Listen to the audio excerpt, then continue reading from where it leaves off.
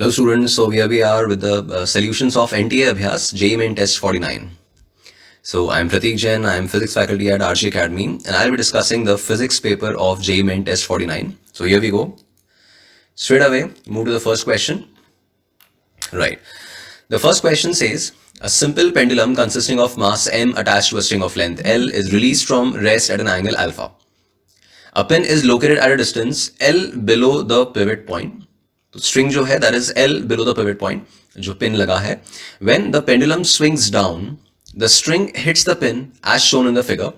The particle doesn't undergo a complete vertical circle. Then हमें maximum angle theta निकालना है जिसमें इस सेकेंड डायग्राम में ये पेंडुलम स्विंग होगा.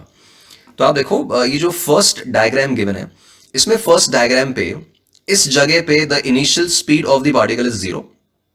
और जब ये बॉटम मोस्ट पॉइंट पे पहुंचेगा, इधर से अगर इसको अपन रिलीज करेंगे तो जब ये बॉटम मोस्ट पॉइंट पे पहुंचेगा वहां ये कुछ स्पीड गेन कर चुका होगा. Then after that this string will hit this pin. यहां पिन को हिट करने के बाद अब आगे का जो मोशन है that is performed with a string of length this smaller one, है ना. इस स्मॉलर स्ट्रिंग को अगर मैं मार्क कर देता हूं दिस एल डैश, तो दिस एल डैश का value it is L minus L. Because question ने कहा था कि पिवट पॉइंट से स्मॉल एल डिस्टेंस नीचे यहां पर एक पिन लगा रखा है. तो अब ये सेकेंड वाले डायग्राम में जो लेंथ ऑफ द स्ट्रिंग है, जो पेंडुलम का नया लेंथ होगा that will B L minus L, और यहां पर कैपिटल एल इसका लेंथ था. नाउ जब अपन इस तरह का सिनारियो ऑब्जर्व करते हैं, यहां मैं एक पॉइंट आपको रिकॉल कराता हूं जो आपने वर्क एनर्जी वाले चैप्टर में पढ़ा हुआ है, कि अगर ऑब्जेक्ट को अपन ऐसे स्ट्रिंग को एक सर्टेन पोजीशन से रिलीज करते हैं, मान लो यहां से थीटा एंगल से मैंने इसको रिलीज किया और ये अगर एल लेंथ है, तो जो हाइट गैप होता है, राइट, जितना हाइट से वो ऑब्जेक्ट डिसेंड करेगा, तो ये जो हाइट इसके अंदर आता है, दिस हाइट, लेट्स से इसको अगर मैं एच मार्क करता हूं, this height it comes out as L minus L cos theta. तो this is a standard result. ये आपको याद रखना चाहिए कि ऑब्जेक्ट अगर बॉटम मोस्ट पोजिशन से ऊपर की तरफ गया हो या let's say top most position से बॉटम की तरफ आया हो, तो जो हाइट वो असेंड या डिसेंड करेगा that height will be L minus L cos theta. अब जो हमारे पास डायग्राम है, राइट, हमारे पास जो फिगर है दैट फिगर 1, उस फिगर 1 में जितना हाइट ऑब्जेक्ट डिसेंड किया है वो अपनी इनिशियल पोजीशन से नीचे की तरफ जा रहा है, बॉटम मोस्ट पॉइंट की तरफ जा रहा है. जितना हाइट वो डिसेंड किया है that is L minus L cos alpha, because first वाले डायग्राम में एंगल अल्फा गिवन है. Now if we apply the mechanical energy conservation, मैं delta U plus delta K equals to 0 apply करूं for the first diagram. First diagram मतलब इस वाली जगह से जहां से ऑब्जेक्ट को रिलीज किया वहां से लेके बॉटम मोस्ट पॉइंट तक, if I apply delta U plus delta K equals to 0 for the first diagram. Now delta U plus delta K equals to 0 का ही एक सिंप्लीफाइड वर्जन है this V square equals U square plus 2GH, है ना. ये एक modified version है, आपको ध्यान होगा ये मॉडिफाइड वर्जन है. ये सिर्फ तभी अप्लाई होता है when the only force doing work is gravity. तो इस केस में भी वही सिनेरियो है that the only force doing work is gravity. Gravity के अलावा और कोई फोर्स वर्क नहीं कर रहा और ऑब्जेक्ट h हाइट डिसेंड किया है, तो that's why we will apply v square equals u square plus 2gh. तो अब मैं जो फर्स्ट डायग्राम है उसके लिए अगर ये v square equals u square plus 2gh लिखता हूं, तो मैंने उसको इनिशियल स्पीड 0 से रिलीज किया था 2g, और h जितना वो डिसेंड कर रहा है that is l minus l cos alpha. तो यहां से एक v स्क्वायर का टर्म हमने निकाल लिया, है ना. Now this is the speed of the ball at the bottom most point of the first diagram.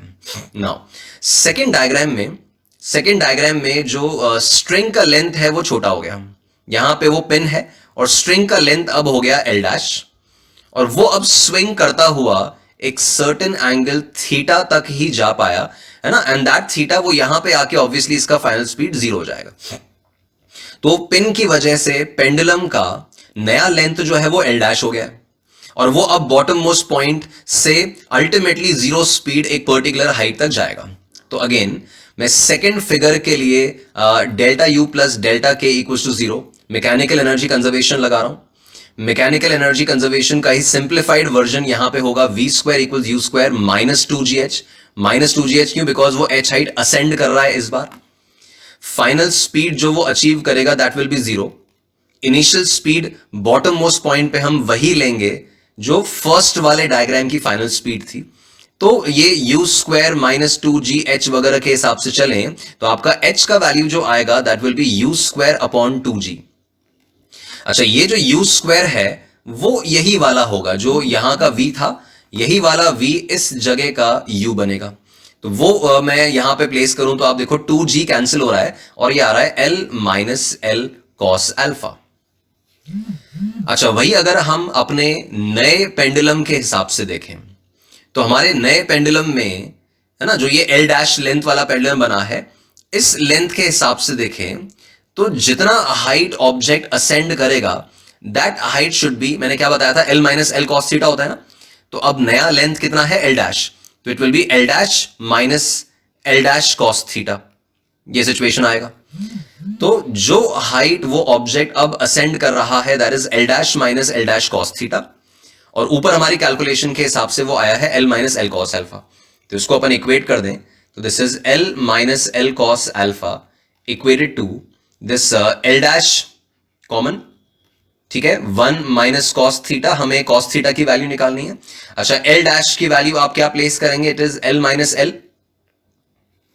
ये एल डैश का वैल्यू मैंने एल माइनस एल प्लेस किया, वो ऑलरेडी हमें गिवन है दिस 1 माइनस कॉस थीटा। और इसको अपन फर्दर सॉल्व करें तो यहां से आपका कॉस थीटा का वैल्यू जो आएगा, इसको आप फर्दर सिंप्लीफाई करो तो यहां से जो कॉस थीटा का वैल्यू आएगा that will B L cos alpha minus L upon L minus L.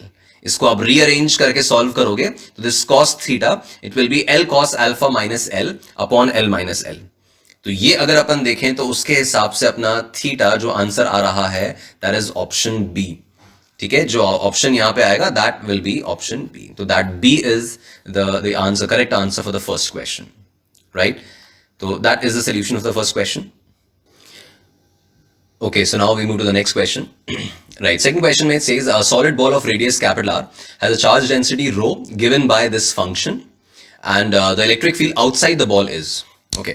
तो ये एक स्टैंडर्ड क्वेश्चन है, राइट, एक स्टैंडर्ड थ्योरी का पार्ट है। तो इसके अंदर first thing we are given a variable charge density, right, एक वेरिएबल चार्ज डेंसिटी हमें गिवन है।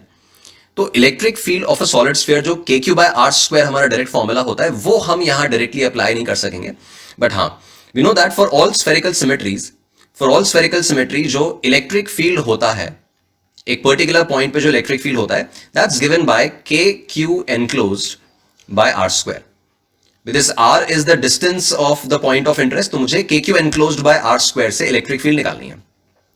तो अब अगर मुझे ये सॉलिड स्फीयर गिवन है, ठीक है, और इस सॉलिड स्फीयर में मुझे ये स्मॉल r डिस्टेंस पे यहां पे इलेक्ट्रिक फील्ड निकालनी है, तो first of all I need to find out कि इस स्मॉल r का जो ये गैप है, स्मॉल r का मैं यहाँ पे अगर गॉसियन सरफेस बनाऊं तो वो स्मॉल r स्फीयर का, स्मॉल r रेडियस का जो स्फीयर होगा वो गॉसियन सरफेस के अंदर कितना टोटल चार्ज एनक्लोज्ड है वो मुझे निकालना होगा।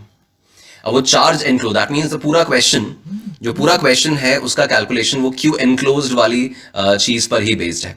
Now since we have a non uniform charge density, अब ये एक चीज आपको रिकॉल करनी होगी कि जब एक नॉन यूनिफॉर्म चार्ज डेंसिटी होती है तो उस नॉन यूनिफॉर्म चार्ज डेंसिटी में यू कंसिडर स्मॉल एलिमेंट्स। तो मैं यहां से एक जनरल डिस्टेंस पे गया, मान लो मैं जनरल डिस्टेंस स्मॉल r पे गया या x पे गया, और वहां पे जाके मैंने ऐसा एक dx विड्थ का एलिमेंट कंसिडर किया, ठीक है। ये dx विड्थ का या dr विड्थ का जो अपन एलिमेंट कंसिडर करते हैं, है ना, आपको ध्यान होगा उस एलिमेंट का जो वॉल्यूम होता है dv, that volume it is 4 pi r square dr, ठीक है। The volume it is 4 pi r square dr, जो स्मॉल dv अपन कंसिडर करते हैं, it is 4 pi r square dr। तो अब उस सिनेरियो को अपन कंसिडर करें, तो उसके अकॉर्डिंग जो चार्ज का वैल्यू होगा इन दिस स्मॉल एलिमेंट, तो दैट स्मॉल एलिमेंट में charge dq it will be rho dv, rho is the charge density and dv is the volume. तो रो dv जो होगा that will be this value of dq। अच्छा, rho का function मुझे given है तो it is rho naught times 1 minus r by r, ठीक है, and that multiplied by this dv, तो dv का value it is 4 pi r square dr। Now अगर मुझे Q एनक्लोज्ड निकालना है, टोटल कितना चार्ज एनक्लोज्ड है, तो वी कैन सी दैट कि टोटल चार्ज जो है वो सिर्फ 0 से कैपिटल R तक ही है, भाई सरफेस के बाहर, स्फीयर के सरफेस के बाहर तो कोई चार्ज नहीं है, तो जो भी चार्ज एनक्लोज्ड है that is ranging between 0 to capital R. तो मैं क्यू एनक्लोज्ड निकालने के लिए इस रो डी वी को इंटीग्रेट करूंगा फ्रॉम 0 टू कैपिटल आर। ठीक है, इसको मैं 0 से कैपिटल आर के अंदर अंदर इंटीग्रेट करूंगा, तो सारे छोटे छोटे एलिमेंट्स का मुझे जो नेट चार्ज है वो इंटीग्रेट करके टोटल चार्ज एनक्लोज्ड मिलेगा। तो if we let's say create this function, तो इसके अंदर we can write 4 pi rho naught, ये तो आपका इंटीग्रेशन के बाहर आ रहा है। Then we have integration of, इसको अपन फर्दर सिंप्लीफाई करें तो this will be R square minus R cube by capital R D R. इसका हमें इंटीग्रेशन करना है from 0 to capital R. Further अपन इसका इंटीग्रेशन करें तो इसका इंटीग्रेशन जो होगा इसमें अगेन वही 4 पाई रो नॉट जो है वो तो कांस्टेंट है, तो उसको बाहर रखा।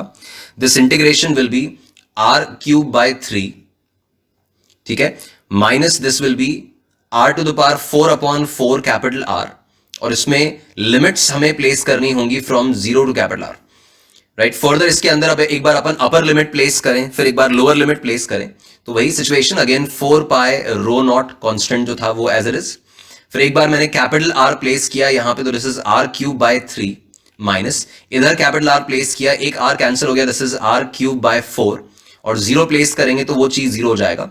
इसको फर्दर सिंप्लीफाई कर रहे हैं तो R cube by 3 minus R cube by 4 is R cube by 12, तो अकॉर्डिंगली ये आर क्यूब बाय 12 होगा, तो accordingly this value will be 4 pi rho naught, this will be 4 pi rho naught R cube by 12। ठीक है, तो ये अपना charge enclose आ गया। अब इस चार्ज एनक्लोज्ड को अपन जो इलेक्ट्रिक फील्ड वाला फॉर्मूला है जो अपन ने ऊपर लिखा था, this k Q enclosed by R square, इस क्यू एनक्लोज्ड को अपन यहां पे सब्स्टिट्यूट करें, है ना। अकॉर्डिंगली सब्स्टिट्यूशन के बाद आपका इलेक्ट्रिक फील्ड वैल्यू जो आएगा that will be given by this option D. तो ये एक स्टैंडर्ड रिजल्ट है। मैं ये एडवाइस करूंगा सब लोगों को, सब स्टूडेंट्स को, कि इस तरह के प्रॉब्लम्स में जहां नॉन यूनिफॉर्म डेंसिटी हो, तो नॉन यूनिफॉर्म डेंसिटी अगर है इन केस ऑफ स्फीयर, तो non uniform density in case of sphere अगर है तो उसके अंदर जो वॉल्यूम एलिमेंट आप निकालते हो, ऑब्वियसली 3D स्फीयर है तो वॉल्यूम एलिमेंट बनेगा, तो वो वॉल्यूम एलिमेंट होता है 4 पाई आर स्क्वायर डी आर।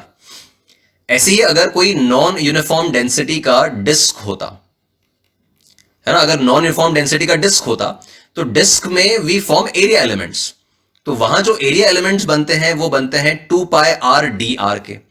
तो वो आपको ध्यान रहना चाहिए कि अगर वॉल्यूम एलिमेंट है तो वॉल्यूम एलिमेंट के केस में d Q will be written as rho d V, और अगर एरिया एलिमेंट है तो उसके अंदर d Q will be written as sigma d A. ये आपको ध्यान होगा, सरफेस चार्ज डेंसिटीज सिग्मा, तो उस केस में वो सिग्मा डी ए आ जाएगा, और वॉल्यूम के केस में वो रो डी वी आएगा। ये सभी को एडवाइस है कि ये रिजल्ट्स आप लोग मेमोराइज करके रखो ताकि आपका कैलकुलेशन थोड़ा स्पीड अप हो पाए।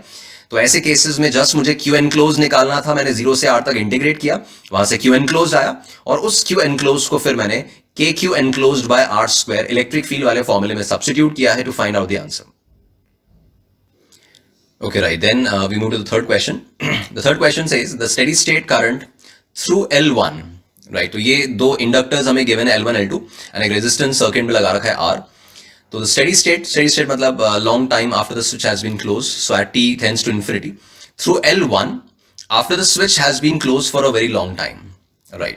तो अब सिचुएशन ये है कि एक कॉन्सेप्ट हम लोग रिकॉल करें कि जब स्टेडी स्टेट कंडीशन होती है,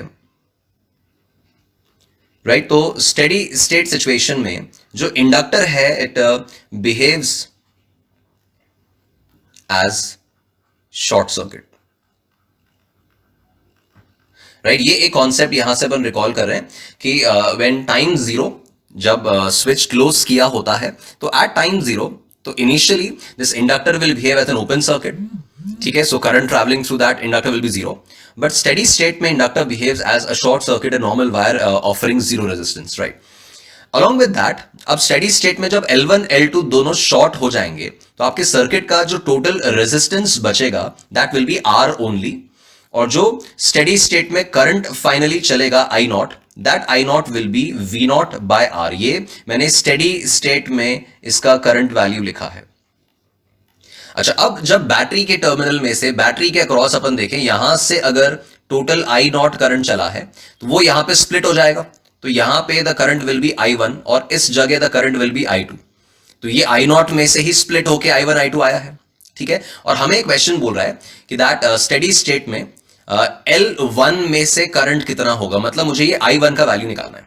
ओके, नाउ सिंस ये L1 एंड L2 जो है, this L1 is parallel to L2, तो L1 अगर पैरेलल टू L2 है, that means the voltage across V1 is equal to voltage across V2। अच्छा, we know that the voltage across an inductor, अगर magnitude अगर अपन लिखें तो potential difference across an inductor is given by the expression L d I by D T. वैसे तो अपना expression होता है minus L d I by D T, but अगर अपन मैग्नीट्यूड की बात करें तो voltage across the inductor is L d I by D T.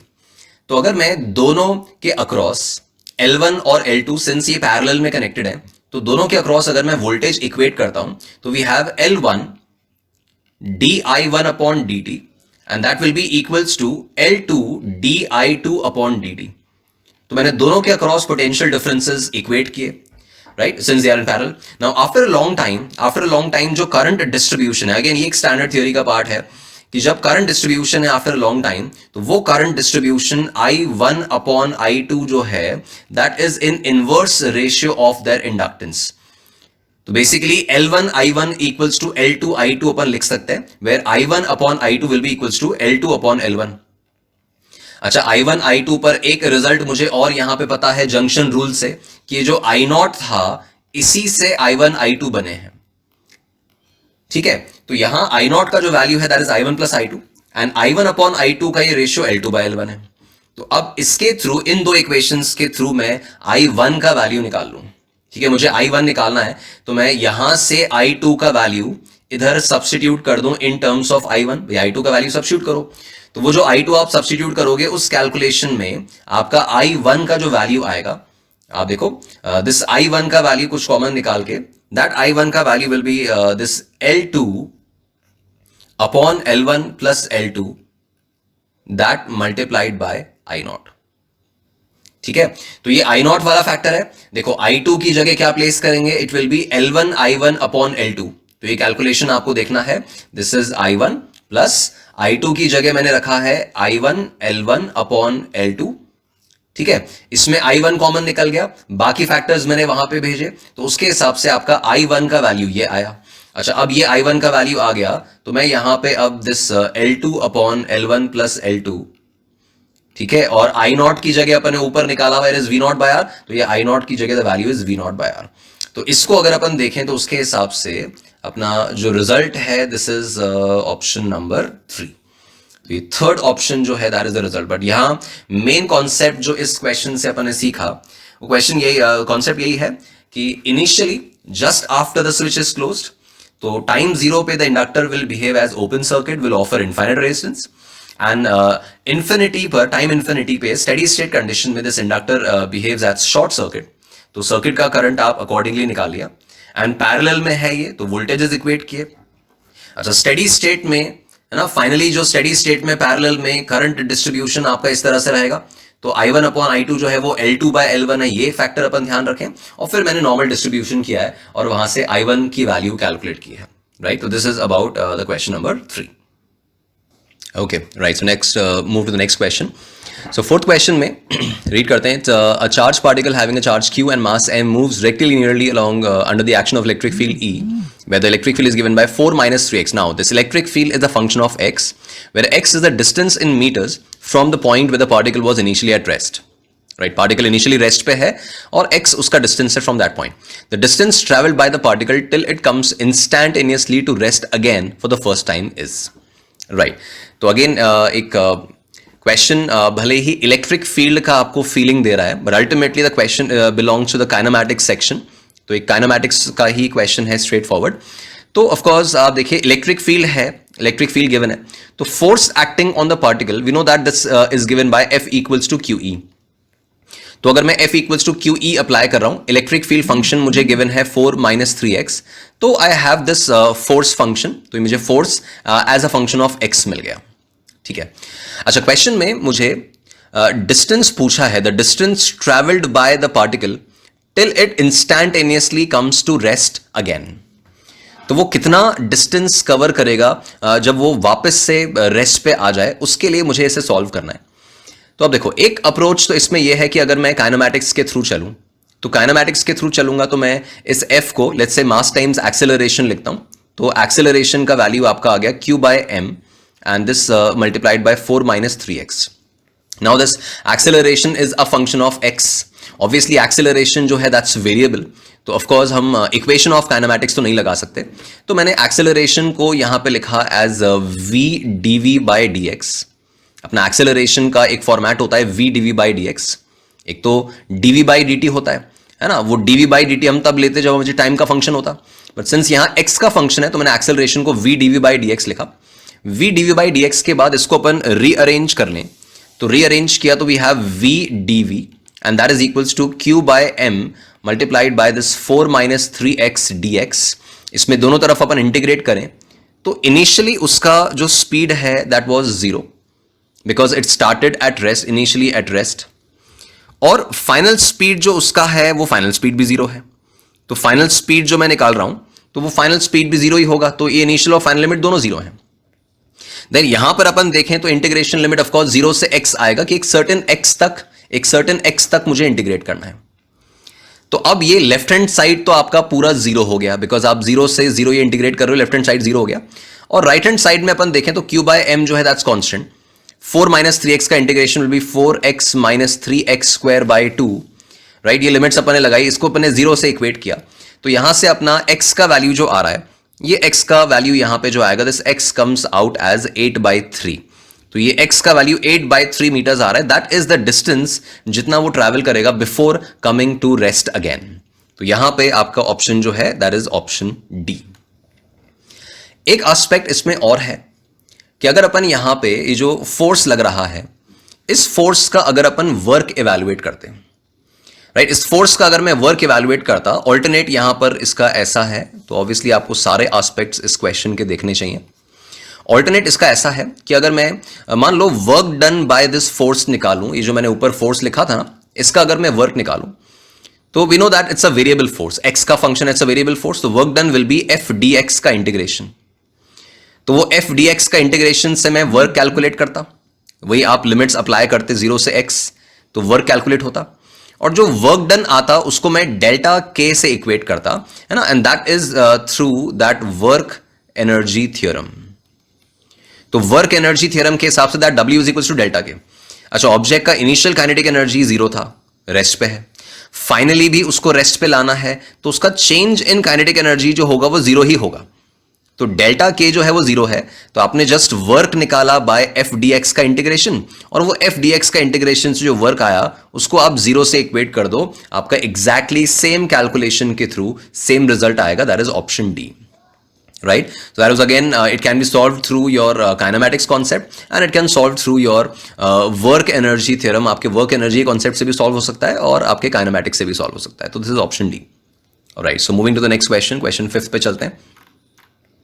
Right, 5th question में it says a comet revolves around the sun in an elliptical orbit when it is closest to the sun at a distance d, its corresponding kinetic energy is given, and if it is farthest from the sun at 3d, हमें corresponding kinetic energy निकालनी है, right? तो again आपके जो Kepler's law के अंदर हम पढ़ते हैं वही उस चीज पर बेस्ड है। तो बेसिक अपन एक एलिप्टिकल ट्रैजेक्टरी अगर बनाएं, यहाँ पे लेट्स से फोकस पे सन लोकेटेड है, ये इसका अपन ने एफिलियन और पेरिलियन बना दिया, है ना, इसका क्लोजेस्ट एंड फारदेस्ट पॉइंट। तो ये क्लोजेस्ट पॉइंट तो हमें d गिवन है और फारदेस्ट पॉइंट 3d गिवन है। अब आप रिकॉल करो कि अगर यहां से प्लैनेट रिवॉल्व करता हुआ जा रहा है, उसकी वेलोसिटी जो होगी दैट विल बी टेंजेंशियल, तो यहां पे इट इज लेट्स से v2, और यहां पर जो वेलोसिटी होगी दैट विल बी v1, ठीक है। ये वाला डिस्टेंस हमें d दे रखा है और यहां पे जो फारदेस्ट डिस्टेंस है वो 3d दे रखा है और यहां पे सन लोकेटेड है। अब वी नो दैट कि जब वो जो प्लैनेट है, वो प्लैनेट जब इस एलिप्टिकल ऑर्बिट में घूम रहा है, इसका मैं बैकग्राउंड कॉन्सेप्ट आपको रिकॉल करा देता हूं। तो वो प्लैनेट जब इस एलिप्टिकल ट्रैजेक्टरी में घूम रहा है, तो जो फोर्स उस प्लैनेट पे लग रहा है, ग्रेविटेशनल फोर्स जो सन का है, that is a central force, ठीक है। तो जो ग्रेविटेशनल फोर्स जो ग्रेविटेशनल फोर्स यहां पे लग रहा है, that gravitational force is central force, मतलब वो फोर्स जो होगा वो सन की तरफ डायरेक्टेड है, सन में से ही पास हो रहा है। तो उस फोर्स का जो टॉर्क होगा about sun, that torque will be zero. Sun के अबाउट उस फोर्स का टॉर्क जीरो है। अच्छा, टॉर्क जीरो है तो एंगुलर मोमेंटम जो होगा दैट इज कंजर्व्ड।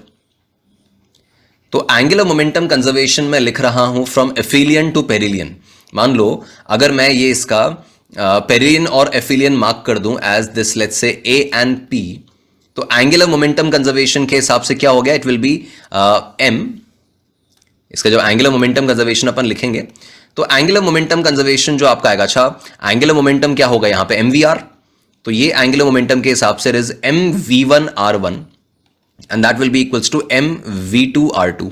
तो आपकी इक्वेशन जो बन रही है that is V one R one equals to V two R to.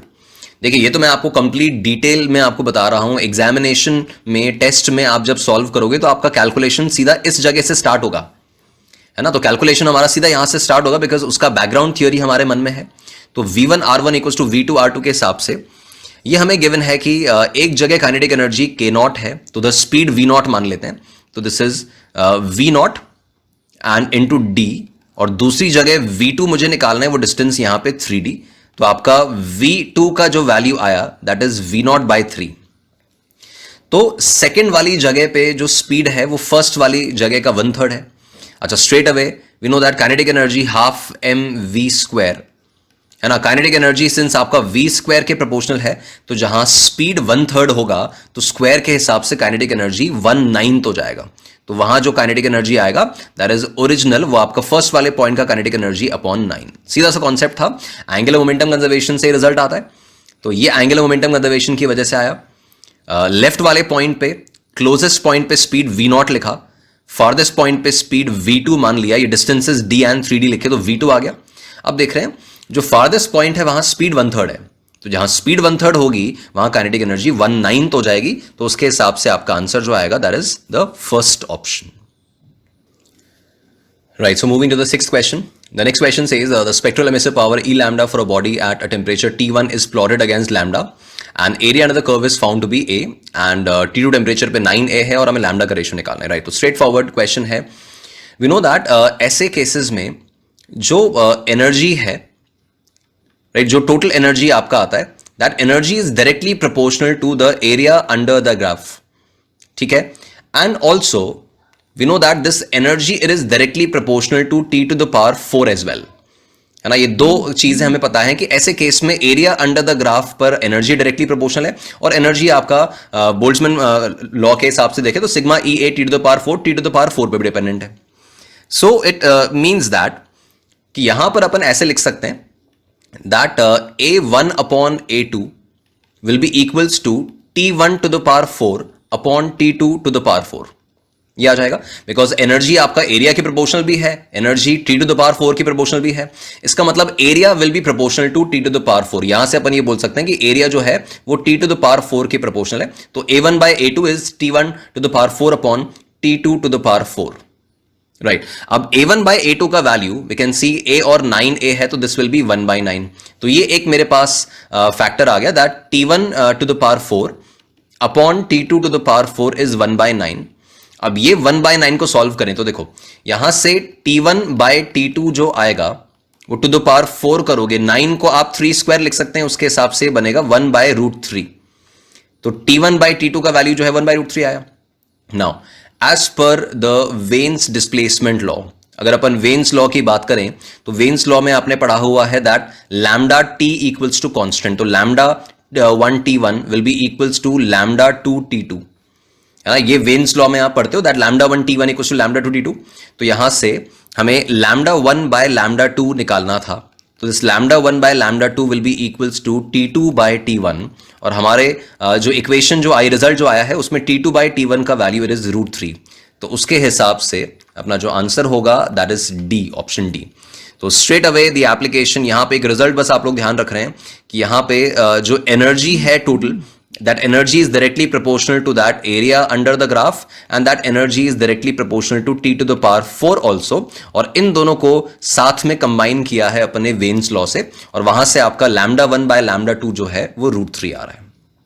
Alright, so moving to the next question. Right, next question thermodynamics का क्वेश्चन अपन देखें। 3 moles of an ideal gas, right. तो initially मैंने देख लिया कि 3 moles मुझे given है, ideal gas under cyclic process shown in figure and work done निकालना है। अब यहां पे कई बार एक मिस्टेक ये हो जाती है स्टूडेंट से कि जैसे ही वो वर्क डन देखते हैं तो वर्क डन देखते ही दी फील कि यार मैं एरिया निकाल लूं, है ना। बट सबसे पहले यही चीज अपन देखें कि यहां पे we do not have a PV graph. अगर ये पीवी ग्राफ होता तो मैं इसका एरिया निकाल लेता, बट सिंस ये पीवी ग्राफ नहीं है, इट्स अ पीटी ग्राफ, मुझे पी और टी के बीच में ग्राफ गिवन है, तो we can not calculate the area under the graph. तो एरिया से तो रिजल्ट नहीं आएगा, मुझे वर्क निकालना है। अब सिंस अच्छा ये साइक्लिक प्रोसेस अगर पीवी ग्राफ होता तो मैं सीधा इस ट्राइंगल का एरिया निकालता और वही मेरा आंसर होता, but since it's a PT graph तो मुझे प्रोसेस बाय प्रोसेस चलना होगा। तो अब अपन यहां पे सबसे पहले ए से बी वाला प्रोसेस देखें। तो ए से बी इस ग्राफ में आप देख पा रहे हो, ए से बी जो वर्टिकल लाइन बन रही है दैट प्रोसेस इज आइसोथर्मल। अब आइसोथर्मल प्रोसेस है तो आपका वर्क डन का वैल्यू जो आएगा that is NRT ln VF upon VI, जिसको फर्दर अपन लिख सकते हैं NRT ln P I upon P F.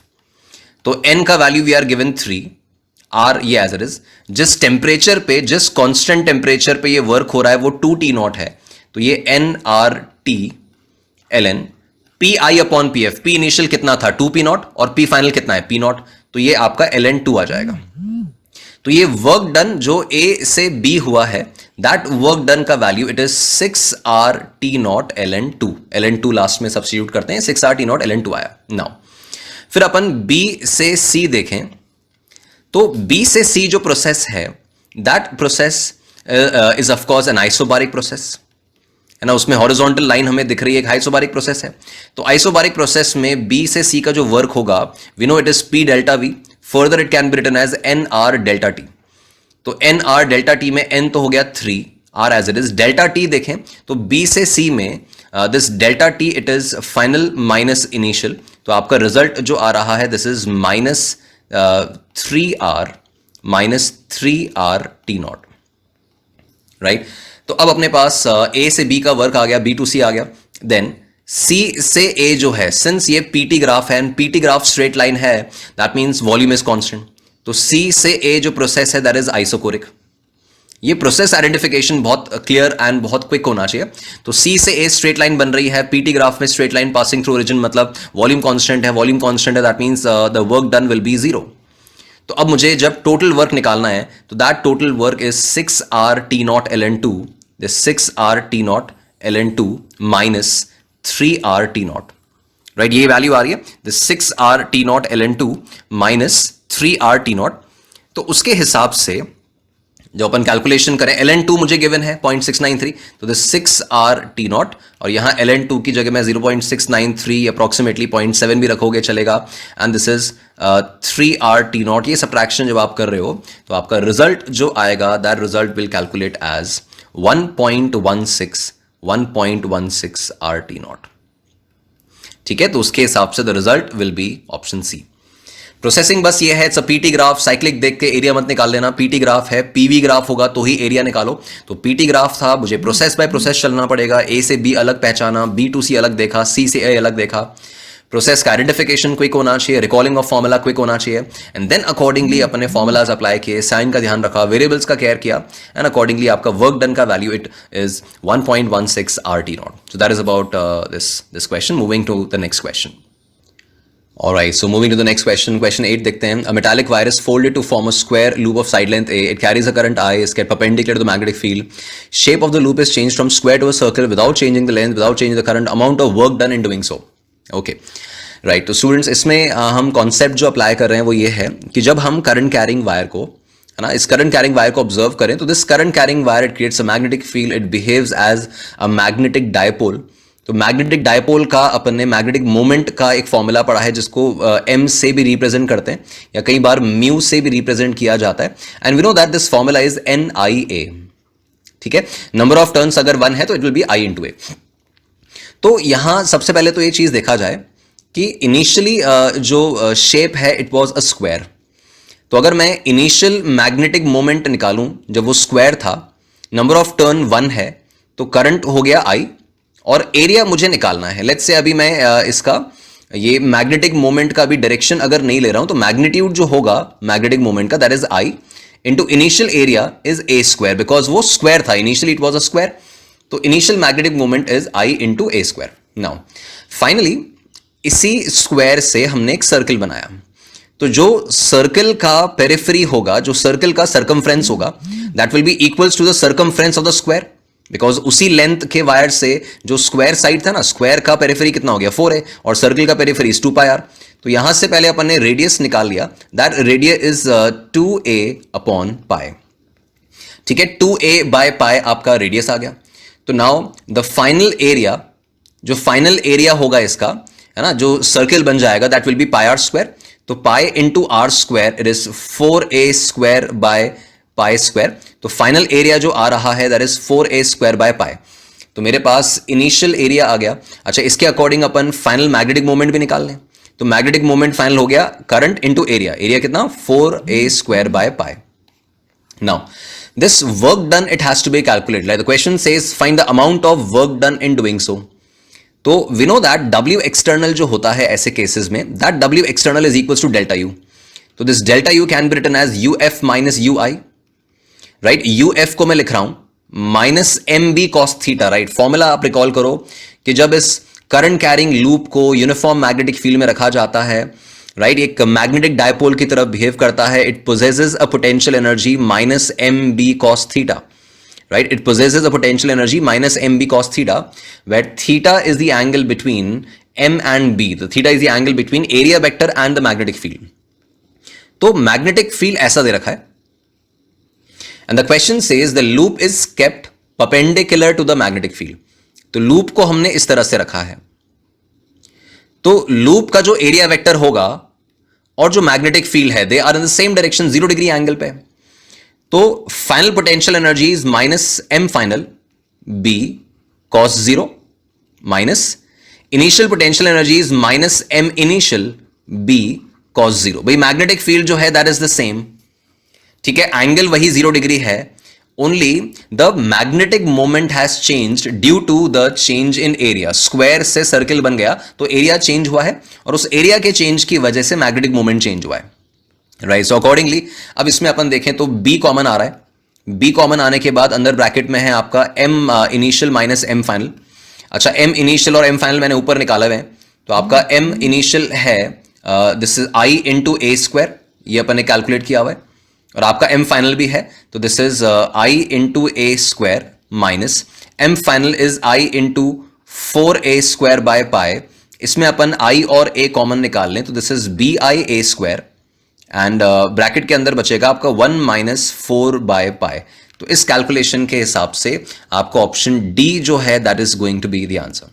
ठीक है, तो सिंपल कॉन्सेप्ट अप्लाई हुआ है। करंट कैरिंग लूप जो है वो एक मैग्नेटिक मोमेंट, एक मैग्नेटिक डायपोल की तरह बिहेव करता है, जो एक मैग्नेटिक मोमेंट पोजेस करता है m given by NIA। When this magnetic moment is kept in a magnetic field, it experiences a torque. It may experience a torque. It has a potential energy given by minus mb cos theta.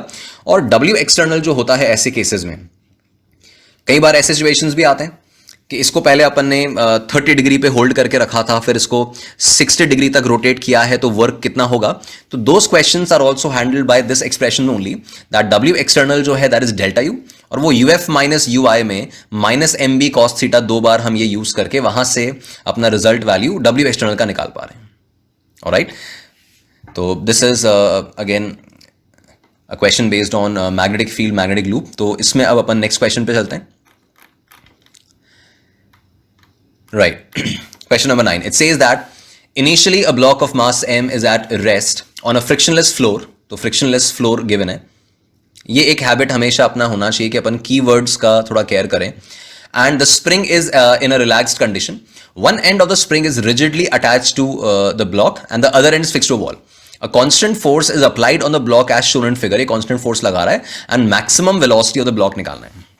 Now this is again a routine concept कि जो maximum velocity वाली बात है, आप देखिए अभी spring के अंदर कोई एक्सटेंशन या कंप्रेशन नहीं है, तो जैसे ही मैं इस ब्लॉक पे राइट साइड में F फोर्स लगाऊंगा, ऑफ कोर्स ये राइट साइड में मूव करना शुरू करेगा, और इनिशियली अपन देख रहे हैं कि स्प्रिंग में कोई एक्सटेंशन कंप्रेशन था नहीं, तो अब प्रोड्यूस होगा।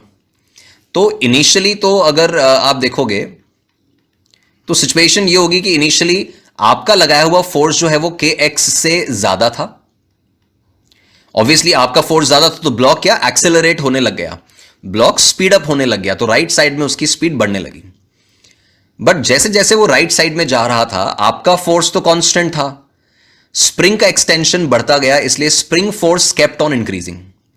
तो एक इंस्टेंट ऐसा आएगा जब एफ और के एक्स जो होंगे वो बैलेंस होंगे, है ना। फोर्स आगे की तरफ लग रहा है, के एक्स बैकवर्ड लग रहा है ऑब्वियसली, तो एक टाइम जब आएगा एफ और के एक्स बैलेंस होंगे। एंड लेटर ऑन जब और आप इसको आगे बढ़ाते रहोगे तो सिनेरियो ऐसा बनेगा जब आपका अप्लाइड फोर्स जो है वो के एक्स से कम भी हो जाएगा। तो जब तक मेरा फोर्स डोमिनेटिंग था, जब तक राइट साइड में लगने वाला फोर्स डोमिनेटिंग था, तब तक ऑब्जेक्ट की स्पीड बढ़ रही थी। जब ये सिनेरियो आया जहां पे फोर्स ये एफ और के एक्स बैलेंस हुए, उस समय इसका एक्सेलरेशन एक इंस्टेंट के लिए जीरो हो गया।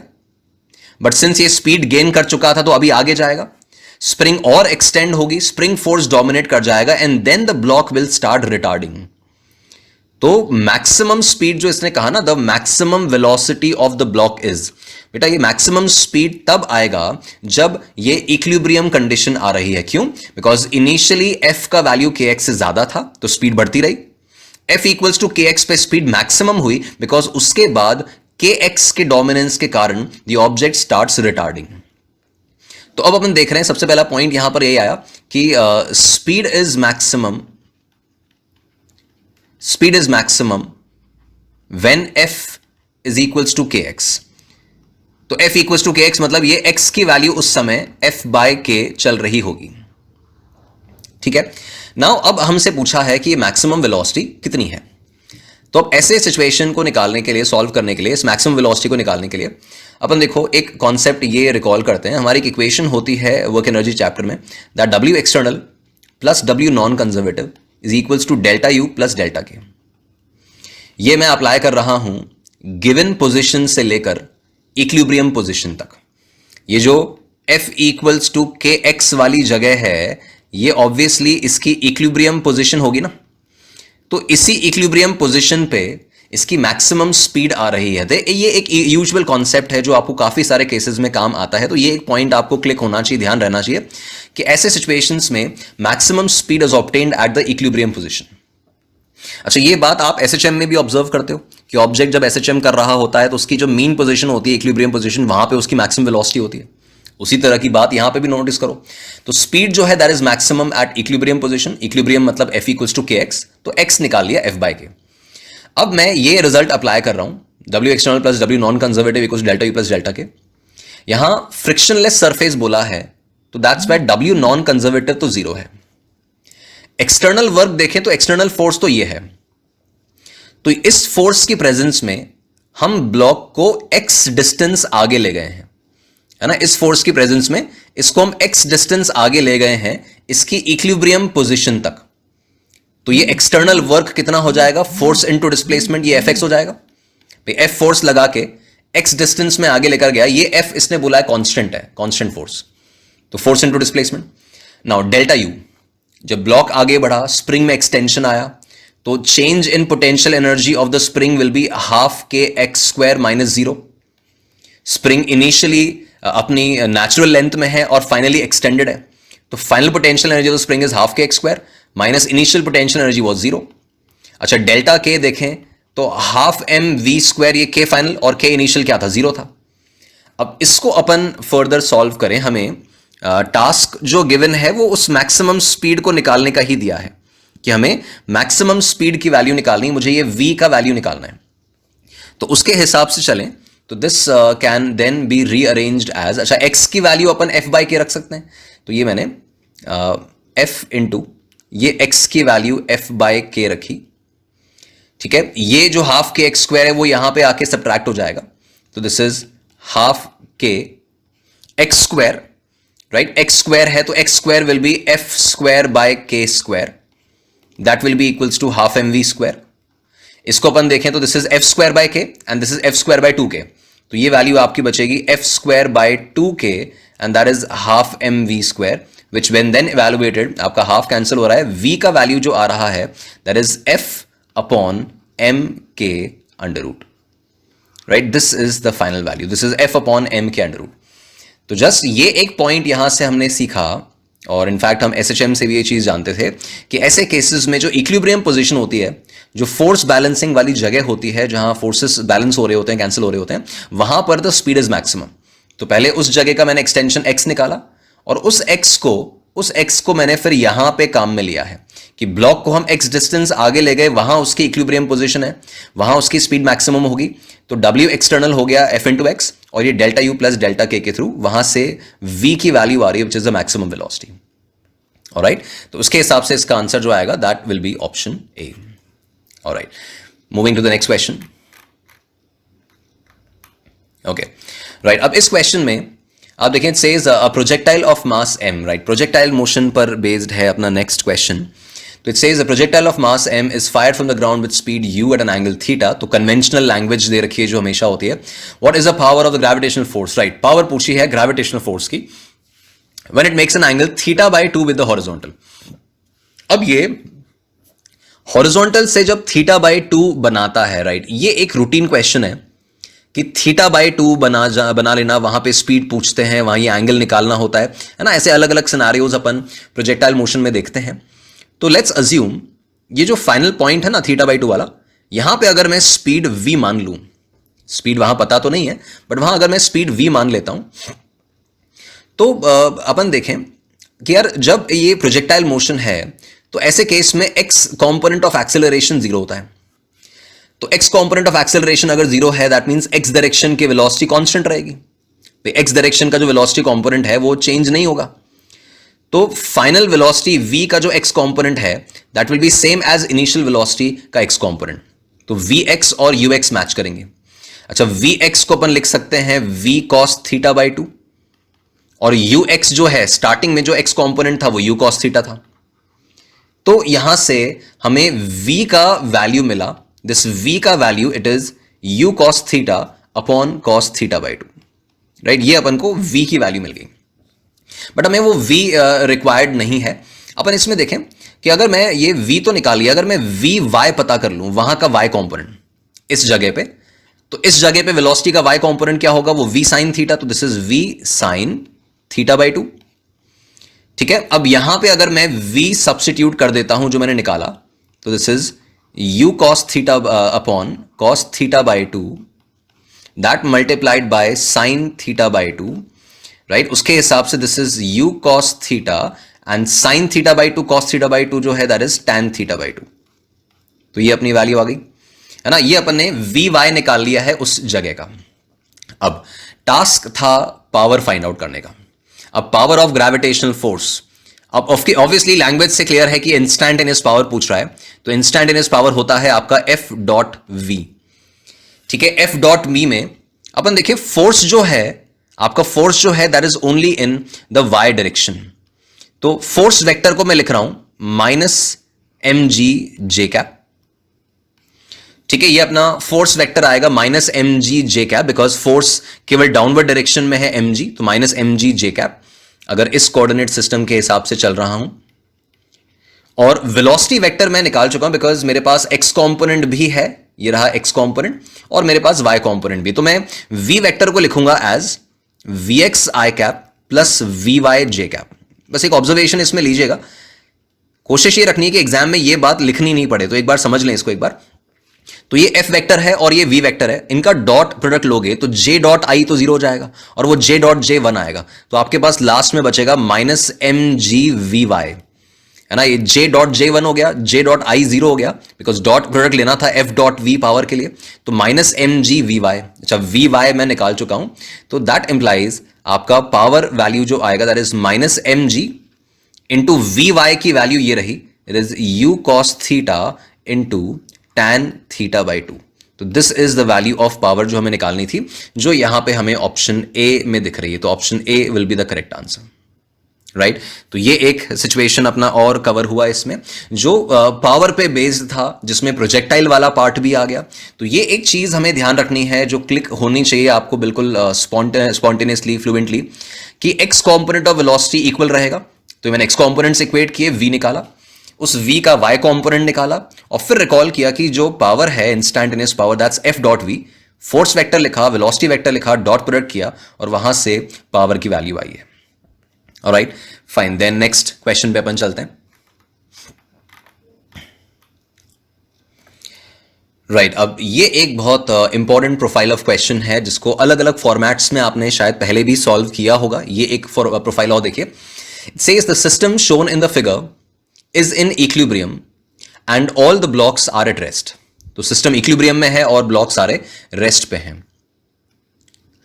Assume that the masses of the strings, the pulley and the springs are negligible। तो ये सब स्टैंडर्ड assumptions दे रखे हैं कि वो सब मास है, negligible है with respect to the mass of the block, and friction is absent, friction भी absent है।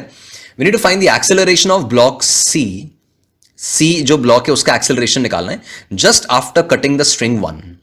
तो ये वाला string जब कट करेंगे तो C जो है वो कितने acceleration से आगे बढ़ेगा वो हमें फाइंड आउट करना है। नाउ इस तरह के क्वेश्चन में वी नो दैट जब भी ये स्ट्रिंग हम कट करते हैं तो आप देखो, जब मैं स्ट्रिंग 1 को कट करूंगा ना तो यहां जो स्प्रिंग लगा हुआ है that spring will remain unaffected. तो पहले तो अपन इसका इनिशियली सिचुएशन देखें क्या था। तो इनिशियली अगर मैं ब्लॉक ए का एफबीडी बनाऊं तो ब्लॉक ए के ऊपर अपवर्ड डायरेक्शन में फोर्स लग रहा था kx और डाउनवर्ड डायरेक्शन में फोर्स लग रहा था mg विच इज 2g। और सिंस ब्लॉक ए इक्विलिब्रियम में है इसका मतलब kx की वैल्यू 2g थी। देन ब्लॉक बी का फोटो बनाया अपन, तो ब्लॉक बी पे डाउनवर्ड डायरेक्शन में एक स्प्रिंग फोर्स लग रहा है kx, ब्लॉक बी पे खुद का mg लग रहा है 1g और ब्लॉक बी पे ऊपर की तरफ एक टेंशन लग रहा है t। ये भी इक्विलिब्रियम में है, राइट। ये अगर इक्विलिब्रियम अपन देखेंगे तो इसका इक्वेशन आएगा this t is equals to kx plus 1g। kx की वैल्यू 2g है तो ये t का वैल्यू आपका 3g आ गया।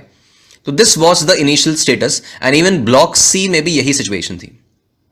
बट जैसे ही अपन ने स्ट्रिंग 1 कट किया, स्ट्रिंग 1 कट किया तो a का जो स्टेट है ना, ब्लॉक a का जो स्टेट है वो तो चेंज नहीं होगा immediately.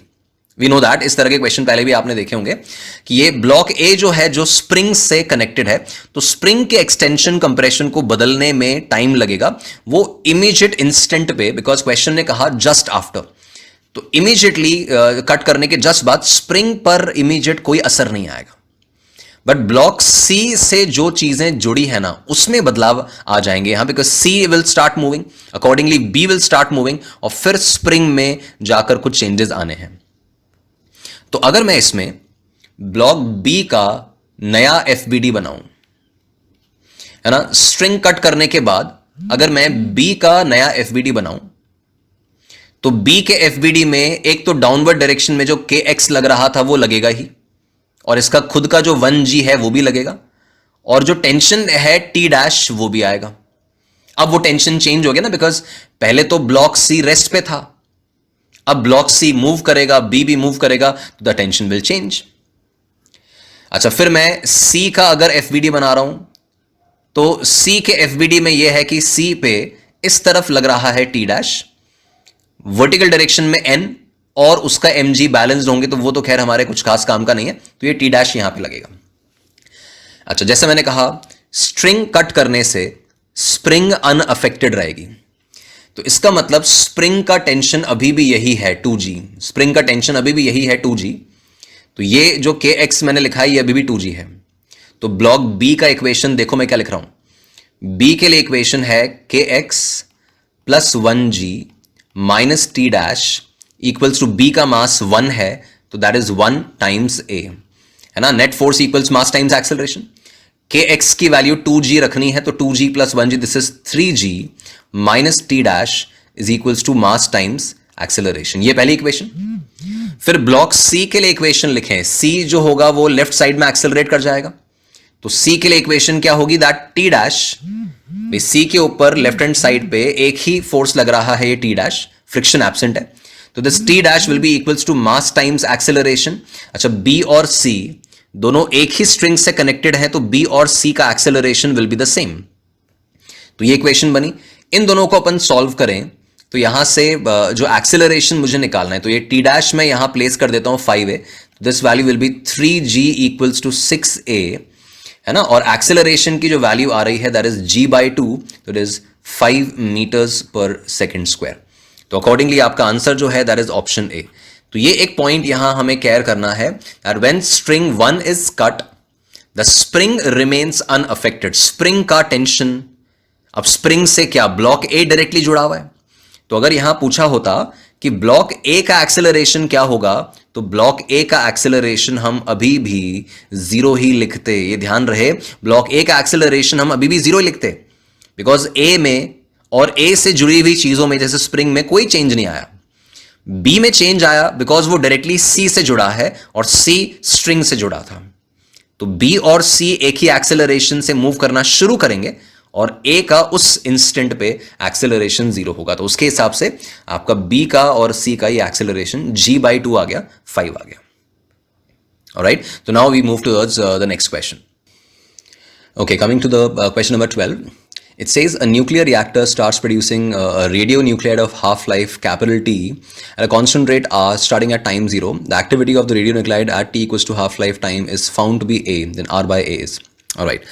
Again, a good question, but a standard situation. ये जो situation है जहाँ पर nuclear reactor जिस रेट से प्रोड्यूस कर रहा है वो भी गिवन है, एंड अलॉन्ग विद दैट वो प्रोड्यूस होने के साथ साथ उसका डिसइंटीग्रेशन भी स्टार्ट हो जाता है। एक सिचुएशन तो अपन रूटीन देखते हैं कि इनिशियली हमें नंबर ऑफ न्यूक्लियाई दे दिया और फिर वो नंबर ऑफ न्यूक्लियाई देने के बाद उसका डिसइंटीग्रेशन होने लगता है। वो सिचुएशन तो अपन देखते ही हैं जिसमें आपकी इक्वेशन आती है n is equals to n naught times 1 minus e to the power minus lambda T, तो वो तो सब स्टैंडर्ड है। बट ये एक और सिचुएशन है जो it's very regular for JEE preparing students, कि जहां पर कुछ रेट ऑफ प्रोडक्शन भी दे रखा है। तो यूजुअल अपन जानते हैं कि जो डिसइंटीग्रेशन रेट होता है,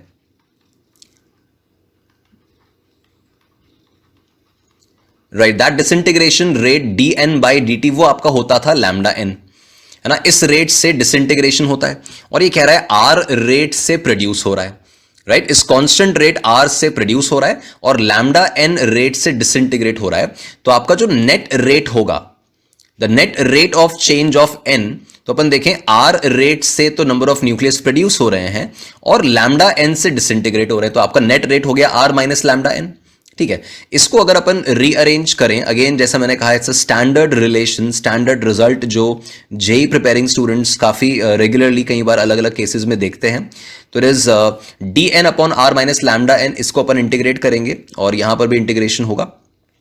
तो फर्दर यहां पे इनिशियली नंबर ऑफ न्यूक्लियाई वर 0, ठीक है, और किसी जनरल टाइम टी पे अपन देखें, बिकॉज स्टार्टिंग में तो कोई न्यूक्लियस प्रोड्यूस हुए ही नहीं थे, वो तो प्रोड्यूस होना शुरू हुए हैं, और किसी जनरल टाइम टी पे ये n number of nuclear remaining जो होंगे वो n है और यहां पे लिमिट्स आपकी t आ रही है। तो जब इसको आप इंटीग्रेट करोगे, लिमिट्स प्लेस करोगे, तो ये अगेन मेरा एक रिकमेंडेशन रहेगा आपको कि इस रिजल्ट को अपन ध्यान रखें।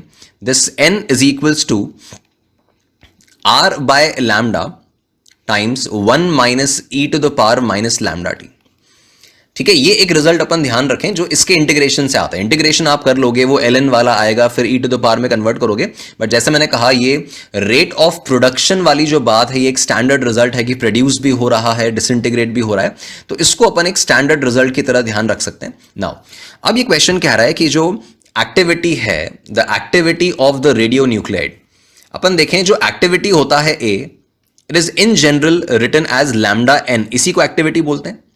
ठीक है, इस n को ही फर्दर लिखा जाता था, n is equals to n naught times and all that. तो यहां पे ये जो लैम्डा n है that is termed as the activity. तो इस लैम्डा को अगर मैं वहां ले जाऊं तो this is lambda n equals to r times 1 minus e to the power minus lambda T. ठीक है, ये lambda n will become activity. वो एक्टिविटी कितना है इस समय, a है। तो एक पर्टिकुलर टाइम t पे यहां मैंने एक्टिविटी a लिखा, ये r प्रोडक्शन रेट है, 1 minus e to the power minus lambda. अच्छा, किस टाइम पर ये एक्टिविटी ए हुआ है, दैट टाइम इज टी। अब ये जो टी दिया है, this T is equals to capital T, this is the half life, और हाफ लाइफ का अपना फॉर्मूला होता है, it is ln2 by lambda, है ना, 0.693 बाय लैम्डा। तो ये ln2 बाय लैम्डा, जब मैं ये हाफ लाइफ यहां पे रख रहा हूं, तो मैंने टी की जगह यहां पे ln2 बाय लैम्डा प्लेस किया।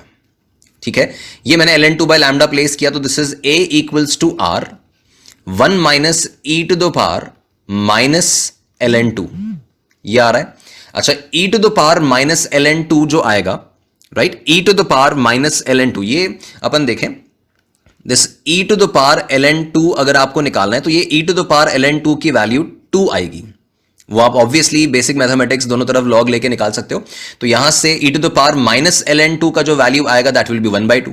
तो this a is equals to r into 1 minus 1/2 which implies that this r is equals to 2a। ठीक है, r की वैल्यू जो आ रही है वो 2a आ रही है, तो r bye a will be 2:1। ठीक है, again a good question, but जैसा मैंने कहा स्टैंडर्ड रिजल्ट्स हैं, कुछ कुछ चीजें ध्यान रखनी पड़ती हैं अपन को अपने ओवरऑल इस चैप्टर के रिजल्ट्स में, चैप्टर की डिटेल्स में। तो ये एक पॉइंट हमें ध्यान रखना है, जहां पे आर रेट से प्रोडक्शन हो रहा है, लैम्डा एन से डिसइंटीग्रेशन हो रहा है, तो D N by D T is R minus lambda N, rearrange किया, इंटीग्रेट किया, this is a standard result. Lambda N जो यहाँ पे लेफ्ट हैंड साइड पे आया है, इसी को एक्टिविटी बोलते हैं। तो ये एक्टिविटी की वैल्यू क्वेश्चन में जैसा कहा था ए वो रखी, टाइम की वैल्यू मैंने ये टी रखी हाफ लाइफ के बराबर, और उसकी कैलकुलेशन में ये 1/2 आया, और आर की वैल्यू जो है वो 2a आ रही है, वहां से r बाय a इज 2:1। राइट, तो ये एक सिचुएशन आपका न्यूक्लियर फिजिक्स से रिलेटेड, मॉडर्न फिजिक्स से रिलेटेड हुआ। नेक्स्ट क्वेश्चन पे चलते हैं।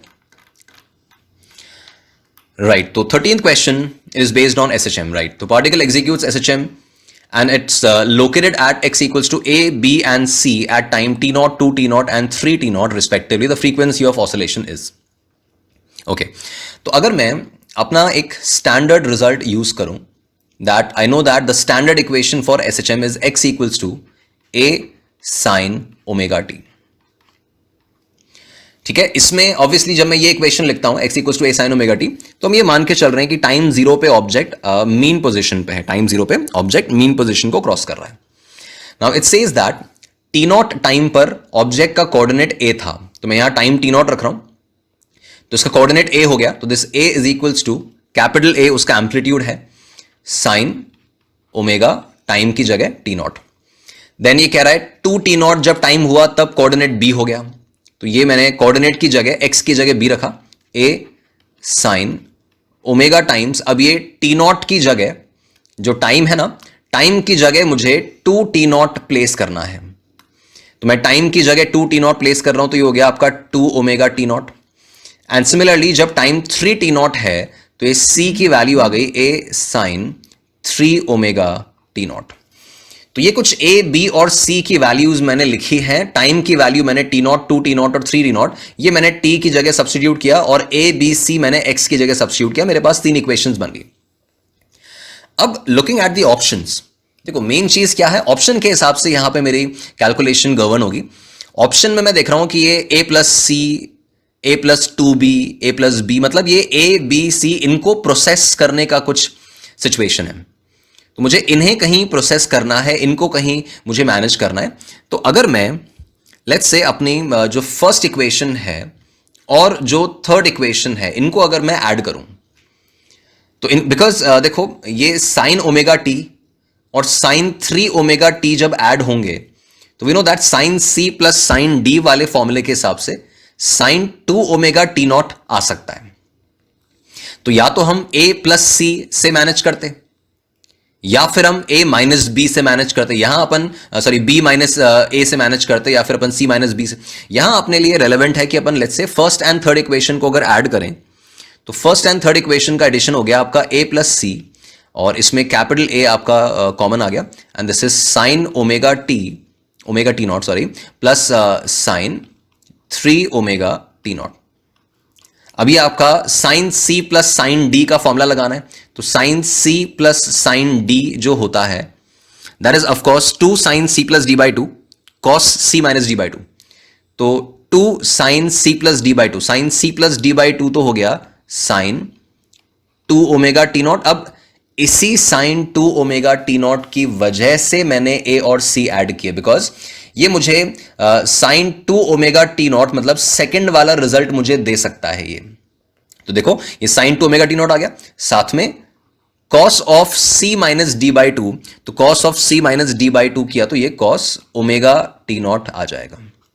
ठीक है, अब इसमें अपन देखें तो ये साइन 2 ओमेगा टी नॉट में यहां से ऊपर वाली इक्वेशन जो है उसमें से पिक कर लूं, तो यहां पे अगर मैं साइन 2 ओमेगा टी नॉट की वैल्यू यहां से इस जगह से पिक करता हूं तो ये हो गया a प्लस सी इक्वल्स, ये 2a था, साइन 2 ओमेगा टी नॉट की वैल्यू मैंने लिखी b बाय ए और cos omega T naught as it is, ये a कैंसिल हो गया। तो यहां से कॉस ओमेगा टी नॉट की वैल्यू देखें तो कॉस ओमेगा टी नॉट की वैल्यू आ रही है a plus c upon 2b, ये कॉस ओमेगा टी नॉट की वैल्यू आ गई। यहां से अपन ओमेगा टी नॉट की वैल्यू निकाल लें तो ओमेगा टी नॉट की वैल्यू आ रही है cos inverse a plus c upon 2b, ठीक है, ये ओमेगा टी नॉट की वैल्यू है। यहां से t naught is a constant, t naught is a given variable, तो यहां से ओमेगा की वैल्यू आ गई तो it is 1 by t naught, 1 by t naught cos inverse a plus c upon 2b, ये ओमेगा की value I. Again this is not the frequency, हमें f पूछा है, द फ्रीक्वेंसी ऑफ ऑसिलेशन वो f पूछा है, एंगुलर फ्रीक्वेंसी नहीं पूछी है। तो वी नो दैट ओमेगा जो होता है दैट इज 2 पाई f, तो यहां से मुझे f निकालना है तो ओमेगा f जो होगा वो ओमेगा अपॉन 2 पाई होगा, तो ये ओमेगा हमने निकाल लिया है, that omega upon 2 pi gives you the value of f, और उसके हिसाब से it will be this option A. Again देखो ये क्वेश्चन थोड़ा कैलकुलेशन वाइज डिमांडिंग था, कैलकुलेशन वाइज डिमांडिंग था कि अपन को कैलकुलेशन प्रॉपर इसमें चाहिए, है ना, बट अदरवाइज क्वेश्चन का लेवल अपन देखें तो एवरेज ही है, बिकॉज ये जो 3 अलग अलग टाइम पे मुझे 3 पोजीशंस दी हैं उन्हें मैंने पहले इक्वेशन में रखा, और इस इक्वेशन से बस मेरी ऑब्जर्वेशन ही मुझे हेल्प कर रही है कि ए और सी को ऐड करके मैनिपुलेट करूंगा तो इस सेकंड वाली इक्वेशन के टर्म्स मिल सकते हैं। That was the main drill कि ओमेगा टी नॉट और 3 ओमेगा टी नॉट को प्रोसेस करके 2 ओमेगा टी नॉट मिलेगा, that was the main drill जिसको अपन ने यहां पे यूज किया एंड उसके अकॉर्डिंग कैलकुलेशन बढ़ाई। ऑलराइट, नेक्स्ट क्वेश्चन पे चलते हैं, question number 14। Right, 14 question again modern physics का एटम्स का एक क्वेश्चन अपने पास है। An electron in an excited state of lithium 2 plus ion has angular momentum. Now angular momentum का फॉर्मूला क्या होता है आपका, mvr, and we know that this mvr is equals to nh upon 2 pi, ये अपनी Bohr's theory का important point है, this mvr equals nh upon 2 pi, और क्वेश्चन ने दिया है 3h upon 2 pi, of course यहां से n की वैल्यू तो क्विकली 3 आ गई, ठीक है। Now the de Broglie wavelength of the electron in this state is, तो ये डी ब्रॉगली वेवलेंथ जो निकालने को कहा, we know that de Broglie wavelength में जब ये थर्ड ऑर्बिट में चल रहा है तो we know it is 2 pi r is equals to n lambda. अगर डी ब्रॉगली वेवलेंथ मुझे निकालनी है तो उसके हिसाब से अपना रिजल्ट होता है 2 pi r equals to n lambda, या फिर मान लो अपन को lambda equals to h upon mv से चलना है, वो फॉर्मेट भी अपन यूज कर सकते हैं। तो कोई भी फॉर्मेट आप लीजिए, जैसे अगर मुझे मोमेंटम निकालना है तो मोमेंटम जो होगा दैट इज mv, ठीक है, और वो मोमेंटम हो जाएगा आपका mv, this is 3h upon 2 pi r। Right, then we know that this lambda is equals to h upon mv। अच्छा, फर्दर रेडियस अगर अपन देखें तो रेडियस होता है n square by z times r naught. ये बोर्स रेडियस r नॉट की जगह यहां a नॉट दिया है तो मैं यहां n की जगह 3 रख रहा हूं, फिर लिथियम की बात हो रही है तो z की जगह पे 3 रख रहा हूं, तो दिस इज 3r नॉट, ये वैल्यू जो है वो 3r नॉट मतलब 3a नॉट आ गई। तो रेडियस की वैल्यू 3a नॉट आ गई है, और वो रेडियस की वैल्यू अगर अपन 3a नॉट यहां प्लेस कर दें, जैसे मैंने कहा हमें इस रिजल्ट की यहां नीड नहीं है, अपन चाहे तो ये mv वाला प्रोसीजर छोड़ सकते हैं, अपन सीधा 2 pi r equals to n lambda ले लें। इसमें मुझे r प्लेस करना है तो दिस इज 2 पाई, r की जगह we have 3a not, n की जगह we have 3 and into lambda, तो यहां से लैम्डा की वैल्यू जो आ रही है this is 2 pi a naught. तो ये आपका डी ब्रॉगली वेवलेंथ कैलकुलेट हो गया। ये मेरे ख्याल से रिजल्ट्स आपको ध्यान होंगे कि एंगुलर मोमेंटम बोर्स थियरी के हिसाब से mvr equals to nh upon 2 pi, वहां से n निकाल लिया, और सीधा डी ब्रॉगली वाला result 2 pi r equals to n lambda लगाया, इसमें r की वैल्यू प्लेस की यहां से और लैम्डा की वैल्यू निकाल ली 2 पाई a नॉट। तो it was a very basic and very easy question based on this modern physics. Right, moving to the next question.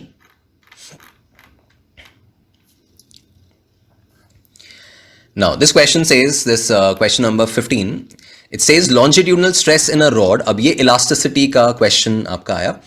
Longitudinal stress in a rod with rectangular cross section is 1%। तो पहले अपन ये देखें कि longitudinal stress जो है, मतलब force upon area, यहां पे स्ट्रेस की जो वैल्यू है F अपॉन A जो अपन लिखते हैं, तो that force upon area is 1% of the Young's modulus. 1% मतलब क्या? 1/100। तो यंग्स मॉडुलस का 1% मतलब y/100। तो स्ट्रेस का वैल्यू मुझे y/100 दे रखा है। नाउ एक पॉइंट अपन ये जानते हैं कि जो y है that is this stress upon strain. In longitudinal strain की बात हो रही है तो strain will be delta L/L।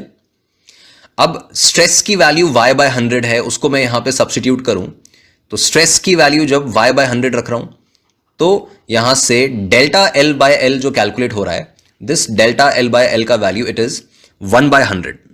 ठीक है, delta L/L the fractional change in length is 1/100। ये एक रिजल्ट मैंने निकाल लिया। Now it says what is the approximate percentage of change in its volume. Volume में कितना परसेंटेज चेंज होगा, एंड गिवन है Poisson's ratio of the material is 0.3। तो अब यहां इंटरेस्टिंग बात यह है, वी नो दैट जो पॉइजन्स रेशियो होता है, यहां कैलकुलेशन करते हैं, जो पॉइजन्स रेशियो होता है, अब उस पॉइजन्स रेशियो में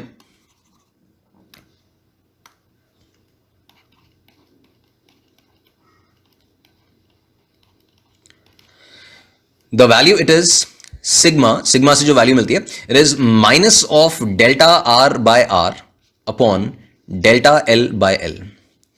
कि जो उसके क्रॉस सेक्शन में फर्क आया है, तो वो क्रॉस सेक्शन में यहां पे रेडियस लिया जाता है अगर सर्कुलर क्रॉस सेक्शन हो।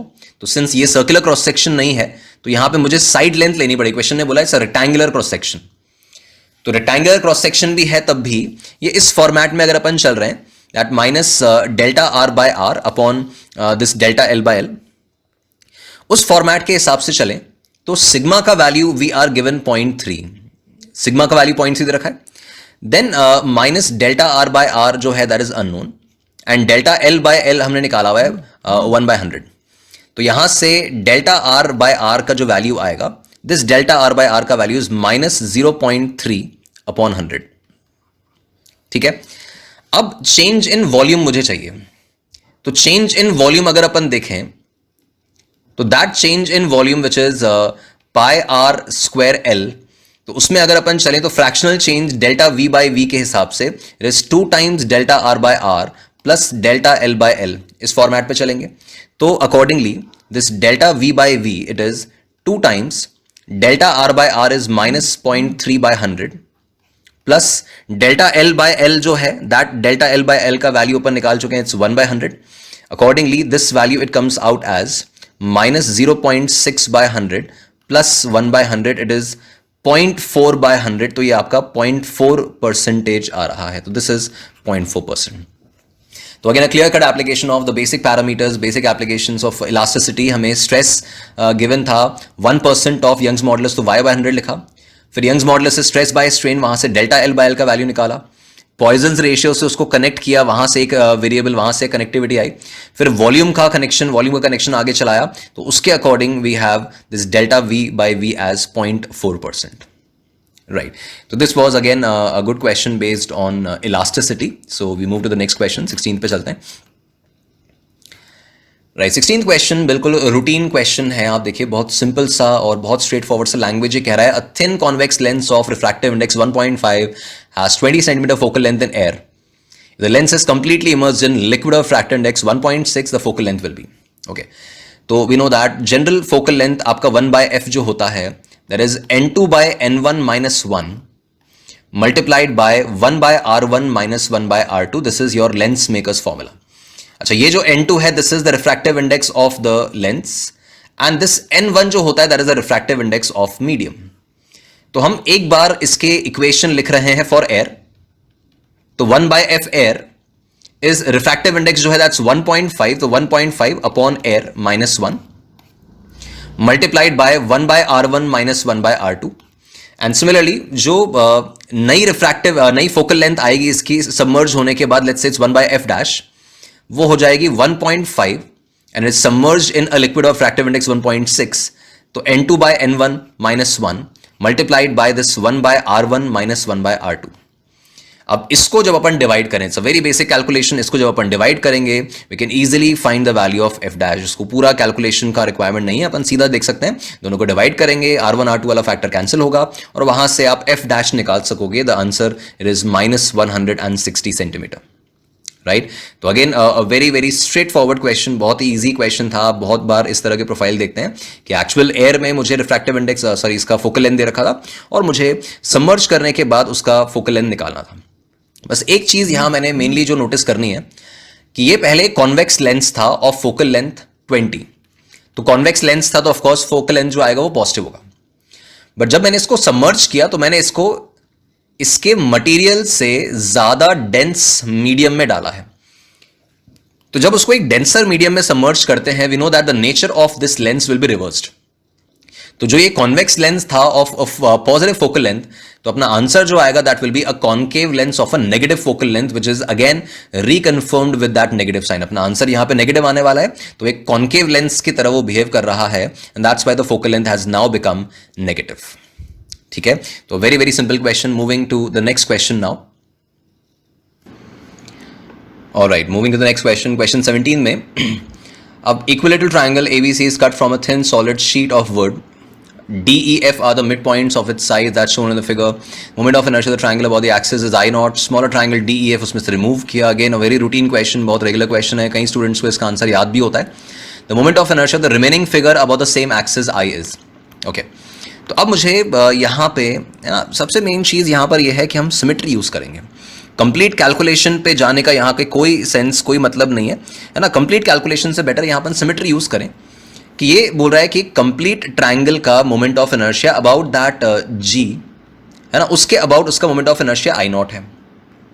अच्छा, अब जो मोमेंट ऑफ इनर्शिया ऐसे केसेस में आता है, we know that exact value कुछ भी हो, this moment of inertia will be equals to some n times ma square.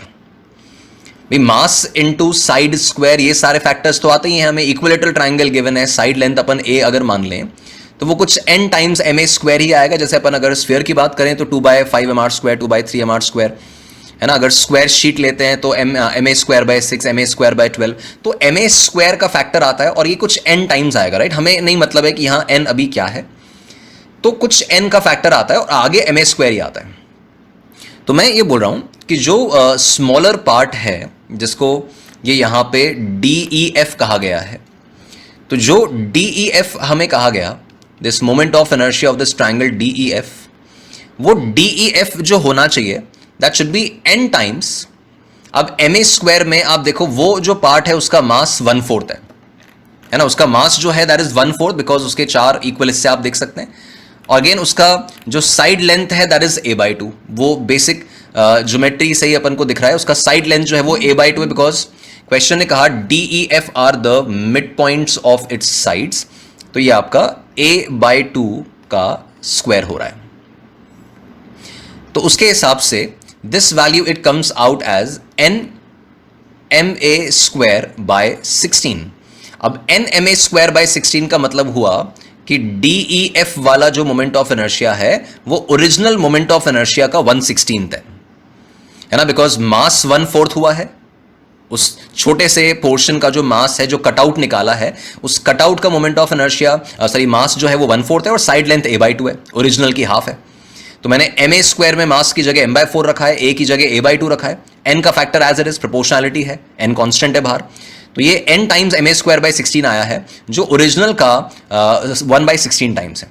Now the moment of inertia of the remaining part, ये again आपने बहुत फ्रीक्वेंटली इस चीज को अप्लाई किया हुआ है, that the moment of inertia of remaining part is the moment of inertia of the complete portion minus the moment of inertia of the cutout part. तो मुझे रिमेनिंग का मोमेंट ऑफ इनर्शिया निकालना है, तो complete का moment of inertia is I naught minus cutout का moment of inertia is I naught by 16 and उसके हिसाब से आपको moment of inertia is 15 I naught by 16। So a very routine problem, regular situation है, बस exact value पे ना जाकर हम यहाँ नॉर्मल प्रोपोर्शनैलिटीज के थ्रू सिचुएशन मैनेज कर सकते हैं। तो again a point worth remembering कि इसको अपन ऐसे प्रोपोर्शनैलिटी से मैनेज करें, ये n के फैक्टर को निकालने की कोशिश ना करें और इस वे में अपना moment of inertia it can be calculated. Right, so a very basic question. So moving to the next question. Right, thermal properties, thermal physics का question. Now it says 2 kg of ice at minus 20 degrees Celsius is mixed with 5 kg of water at 20 degrees Celsius. The water content of the final mixture is. Right अब ऐसे questions को manage करने के लिए एक advice मेरी ये रहेगी कि जब ऐसे मिक्सचर है और फाइनल स्टेट अनप्रिडिक्टेबल है, क्वेश्चन ने पूछा है कि फाइनल वाटर कंटेंट कितना होगा, तो वी आर नॉट श्योर कि यहां आइस मेल्ट होकर वाटर बनाएगा या वाटर कंडेंस होकर आइस में कन्वर्ट हो जाएगा, अभी नहीं पता है.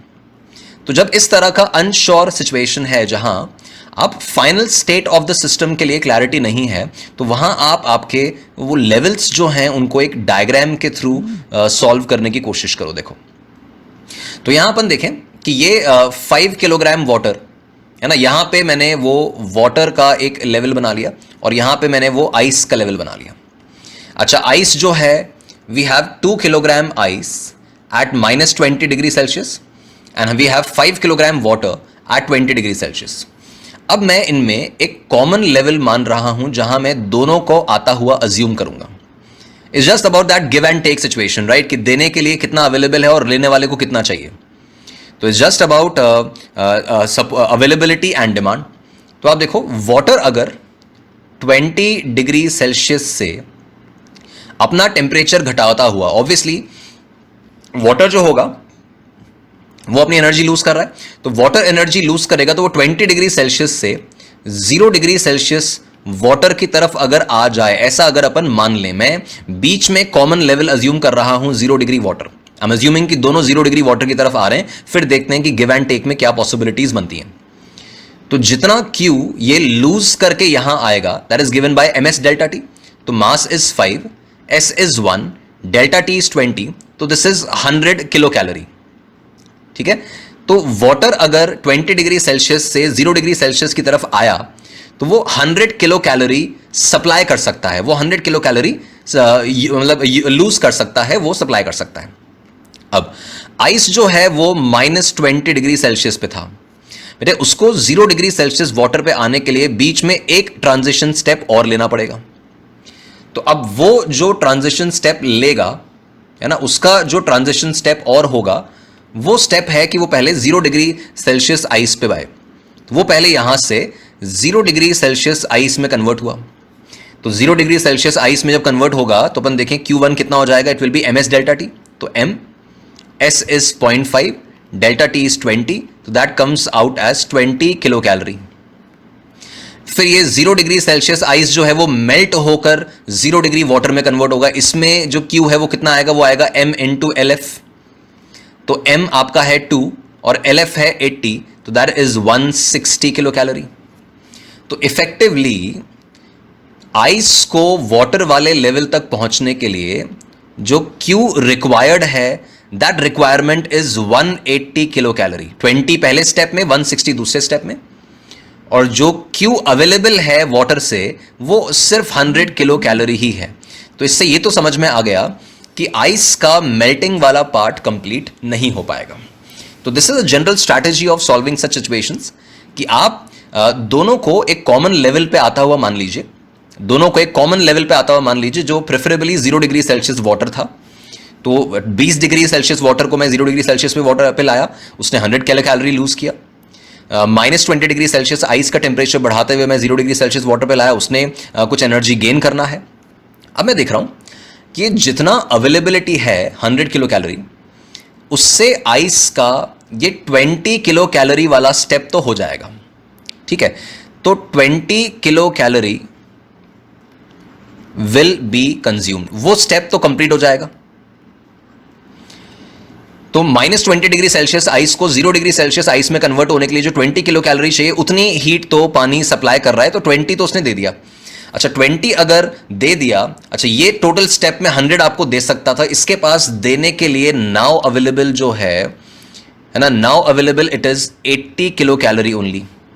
तो 80 किलो कैलोरी से हम 2 किलोग्राम आइस तो मेल्ट नहीं कर सकते भाई. 2 किलोग्राम आइस मेल्ट करने के लिए 160 किलो कैलोरी चाहिए, हमारे पास 80 अवेलेबल है, तो ओनली 1 किलोग्राम विल मेल्ट. तो 80 किलो कैलोरी जो अवेलेबल बचा उससे 1 किलोग्राम आइस विल मेल्ट. अब 1 किलोग्राम आइस अगर मेल्ट हो गया ना, तो फाइनल कॉन्फ़िगरेशन क्या है? 2 किलोग्राम में से 1 किलोग्राम मेल्ट हो गया, तो we have 1 kilogram ice plus 5 kilogram water already था. 1 किलोग्राम आइस मेल्ट हुआ तो it is now 6 kilogram water, और टेम्परेचर देखें तो अभी भी 0 डिग्री सेल्सियस पे ही है. This is the final configuration of the system. कई बार ये फाइनल कॉन्फ़िगरेशन भी पूछते हैं. तो फाइनल कॉन्फ़िगरेशन में 1 किलोग्राम आइस बची है बिकॉज 1 ही मेल्ट हो पाई. 6 किलोग्राम वाटर है बिकॉज 1 मेल्ट होकर वाटर में कन्वर्ट हो गया, और टेम्परेचर 0 डिग्री सेल्सियस पे ही हमने माना हुआ था, तो 0 पे है. तो ये एक कॉमन लेवल बनाकर इन क्वेश्चंस को आप अप्रोच कर सकते हैं. तो आंसर जो होगा that is 6 kilogram water. This is the correct result. Okay, so again standard problem है ना, कोई बहुत स्पेशल क्वेश्चन नहीं था, एक स्टैंडर्ड प्रॉब्लम था जो आप बहुत बार अलग अलग फॉर्मेट्स में सॉल्व करते हो. तो moving to the next question. Right, next question आपका अब YDSE से रिलेटेड आ गया. It says a Young's double slit experiment is performed in a liquid. The 10th bright fringe in case of liquid lies where 6th bright fringe lies in vacuum. The refractive index. Right. तो बिल्कुल straight forward question है, कुछ भी दम नहीं है question में.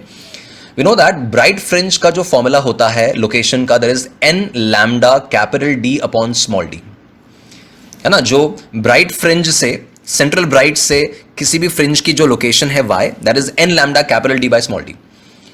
तो अब मान लो वैक्यूम में अगर मैं वेवलेंथ लैम्डा नॉट ले रहा हूं, तो लिक्विड में सबमर्ज होने के बाद वेवलेंथ कितनी हो जाएगी? Lambda naught upon mu. अगर उसका रिफ्रैक्टिव इंडेक्स जो है लिक्विड का अगर वो म्यू ले लें, तो वैक्यूम में अगर वेवलेंथ लैम्डा नॉट है, तो उस लिक्विड में the wavelength will be lambda naught upon mu. That's a fact, we know that कि स्पीड जो होगा वो आपका 1/n टाइम्स होगा, 1/μ टाइम्स. तो अकॉर्डिंगली वेवलेंथ भी 1/μ टाइम्स हो जाएगा बिकॉज फ्रीक्वेंसी तो सेम रहना है. So the 10th bright fringe in case of liquid, तो 10th ब्राइट फ्रिंज क्या लिखेंगे?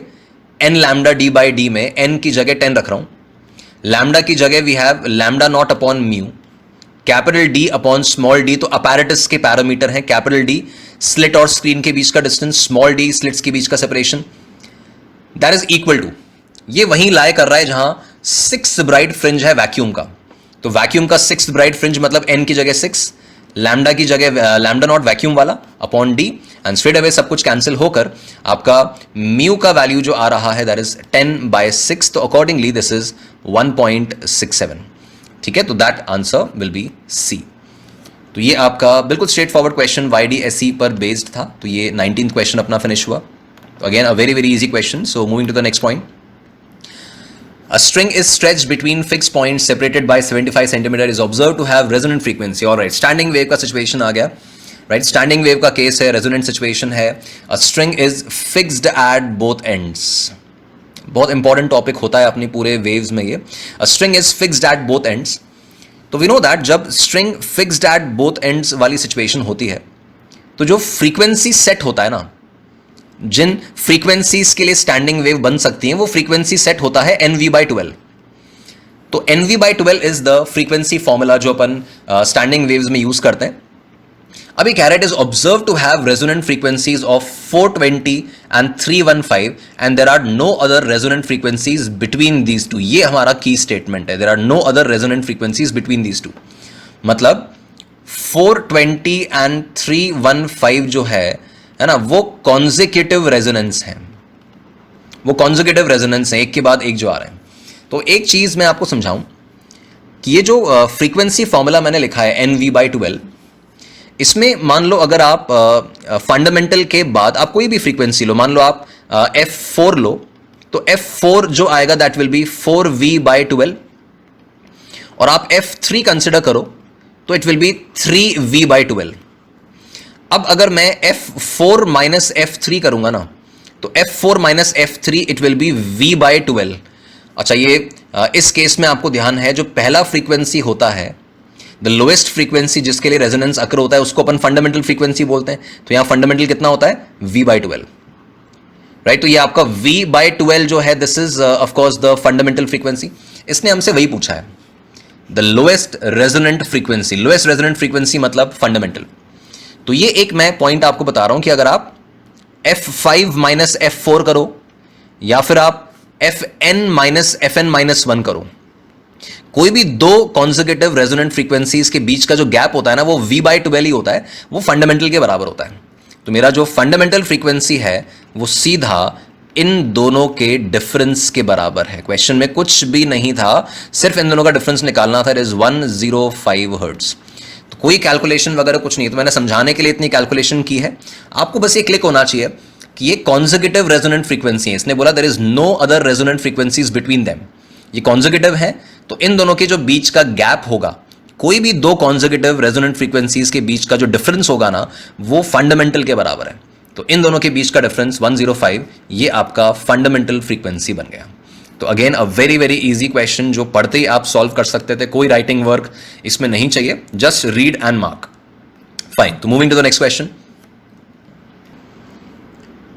Alright, moving to question number 21. So consider a hydrogen-like ionized atom. Again, आपका modern physics का काफ़ी सारे questions modern physics के हैं इसमें. Consider a hydrogen-like ionized atom with atomic number Z with a single electron. In the emission spectrum of this atom, the photon emitted in n equals to 2 to 1 transition has 74.8 higher energy as compared to 3 to 2. तो ये कह रहा है कि जो energy 2 से 1 के transition में निकल रही है, वो 3 से 2 में जो एनर्जी निकलेगी उससे 74.8 इलेक्ट्रॉन वोल्ट ज़्यादा है। This is going to be the main equation कि 2 से 1 की जो एनर्जी है that is 74.8 electron volt higher than the energy emitted in 3 to 2 वाला ट्रांजिशन। तो ठीक है, सिंपल सा अपन कैलकुलेशन देखें। अच्छा, यहां पे हम Z का वैल्यू नहीं जानते, बट जब हाइड्रोजन के केस में अपन देखते हैं तो n इक्वल्स टू 1 में जो एनर्जी होती है that is -13.6 electron volt, n equals to 2 में जो होती है that is -3.4, n equals to 3 में जो एनर्जी होती है that is -1.5 electron volt and so on. और वही बाकी कुछ अगर दूसरे एलिमेंट्स की बात करते हैं हाइड्रोजन के अलावा, तो सब में z² से मल्टीप्लाई हो जाता है, वी नो दैट। तो अब इस केस में, इस क्वेश्चन में इक्वेशन जो हमें बनाना है, जैसे E21, we know that E21 मतलब 2 और 1 के बीच में, ये 2 और 1 के बीच में जो एनर्जी डिफरेंस है, वही एनर्जी डिफरेंस रिलीज होता है। तो वो एनर्जी डिफरेंस देखो 13.6 और 3.4, द एनर्जी डिफरेंस इज 10.2। अब ये 10.2 के साथ z² जरूर आएगा, बिकॉज जैसे मैंने कहा ये एनर्जीज तो हाइड्रोजन की हैं। किसी और एटम के लिए the energies will be z² multiplied by these values. तो ये 2 से 1 का transition will release 10.2 z². Now that is equal to 3 से 2 का ट्रांजिशन, मतलब ये दो वैल्यूज। तो इन दोनों वैल्यूज को देखें तो इन दोनों का डिफरेंस है 1.9, तो that will B 1.9 z². This 1.9 z² and this is plus 74.8। ये जो हमने ऊपर इक्वेशन बनाई थी वही है। तो this is E21 and that is equals to E32 plus 74.2, उसके हिसाब से वैल्यू लिखी। नाउ दिस 10.2 अपना ओवरऑल वैल्यू देखें तो this is z² is equals to 74.8 divided by this 10.2 minus 1.9। अच्छा, ये वैल्यू देखेंगे तो दिस इज 74.8 डिवाइडेड बाय 8.3 आ रहा है। नाउ दिस इज अप्रॉक्सीमेटली 9, तो z की वैल्यू जो आ रही है दैट इज 3। तो again a very simple situation based on modern physics. अपन ने केवल देखा 2 से 1 का जो एनर्जी डिफरेंस होता है ना, ये ज़रूर आप लोग ध्यान रखें कि किसी भी एटम के अंदर इलेक्ट्रॉन का फर्स्ट लेवल में जो एनर्जी होगा दैट इज -13.6 z², सेकेंड में जो होगा दैट इज -3.4 z², थर्ड में होगा -1.5 z²। ऐसे वैल्यूज आपको याद रहती हैं। तो अगर 2 से 1 का ट्रांजिशन हुआ है तो इन दोनों के डिफरेंस के बराबर एनर्जी निकलेगी। फिर लेट्स से 3 से 2 का अगर ट्रांजिशन हुआ है तो इन दोनों का जो डिफरेंस है उसके बराबर एनर्जी निकलेगी एंड सो ऑन। तो वही मैंने लिखा, 2 से 1 के ट्रांजिशन की एनर्जी इज इक्वल टू 3 से 2 के ट्रांजिशन की एनर्जी प्लस 74.8, और वहां से आपके z की वैल्यू जो आ रही है दैट इज 3। तो again a very basic question based on modern physics. Next question. Alright, moving to the next numerical value question. Now we are given a simple network and we need to find the current in 1 ohm resistance, right? तो ये तो बहुत routine situation है। हमें 1 ohm resistance जो दे रखा है बीच में, उसमें हमें करंट निकालना है। तो it's a simple situation of Kirchhoff loop law. आप चाहें तो जंक्शन या लूप लॉ कोई भी यूज़ करें। तो जस्ट एक सिंपल प्रोसेस जो अपन फॉलो करते हैं कि मान लो यहाँ से अगर मैंने कुछ x करंट चलाया, या आप I1 I2 जो वेरिएबल आप लेना चाहें, तो यहाँ से अगर मैं x करंट चला रहा हूँ तो इधर से x करंट चलता हुआ इधर आया। लेट्स से उसमें से y करंट मैंने यहाँ पर भेज दिया, इस x में से यहाँ y भेज दिया, तो यहाँ पे जो करंट जाएगा that will be x minus y. तो effectively we have current in all the resistors of this circuit, सबके अंदर मुझे करंट वैल्यू मिल गई है।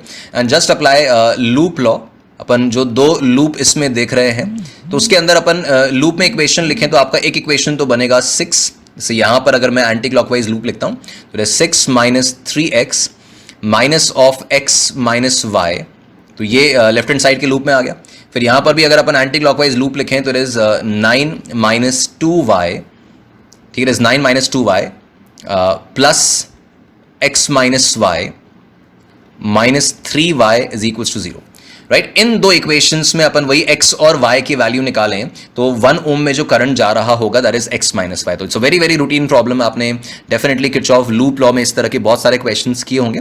स्ट्रेट फॉरवर्ड सिचुएशन जहां पे करंट की वैल्यू जो आएगी लास्ट में वो x माइनस y आ जाएगी, तो उसको अपन को दो लीनियर इक्वेशंस को x और y के लिए सॉल्व करना है। Alright, so moving to the next question. Now 24th question में it says a CE amplifier, common emitter amplifier, right. तो सेमीकंडक्टर का क्वेश्चन अपने सामने है। अब a common emitter amplifier is power gain of 40 decibels, right. तो अब power gain जो है, you are not that much used to of seeing power gain in terms of decibel.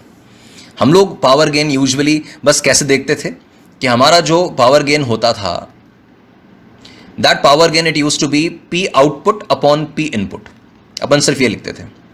But जैसे यहां पे अपन ने डेसिबल्स में देखा तो जो इक्वेशन डेसिबल्स के लिए होती है दैट इक्वेशन इज 10 log, जो साउंड लेवल में भी आता था इफ यू कैन रिमेंबर, तो 10 log P output upon P input to the base 10, और वो हमें दे रखा है 40 डेसिबल। जैसे साउंड लेवल में होता था ना that SL is equals to 10 log I upon I naught to the base 10। तो वो आप I को रेफरेंस इंटेंसिटी से कंपेयर कर रहे थे, लोगैरिथम लेके, वो साउंड लेवल हुआ करता था जिसका unit it was in decibel. तो उसी तरह की कैलकुलेशन है ये। तो यहां पे we have this log of P output upon P input to the base 10, वो 40/10 वो आपका 4 हो गया। और फिर अपन ने बेसिक लोगैरिथम के हिसाब से देखा तो P output upon P input जो है that is 10 to the power 4। तो ये आपका P output upon P input, ये एक्चुअल पावर गेन आपका आ गया है, ये पावर गेन आ गया। अब पावर गेन का जो हमारा फॉर्मूला होता था दैट पावर गेन का formula is voltage gain into current gain. तो voltage gain into current gain के हिसाब से वो आता था this current gain beta square multiplied by RL upon RI। RL is the load resistance, RI is the input resistance. तो ये जो AP का वैल्यू है दैट AP का value is 10 to the power 4। P output upon P input तो हमने निकाल लिया 10 टू द पावर 4।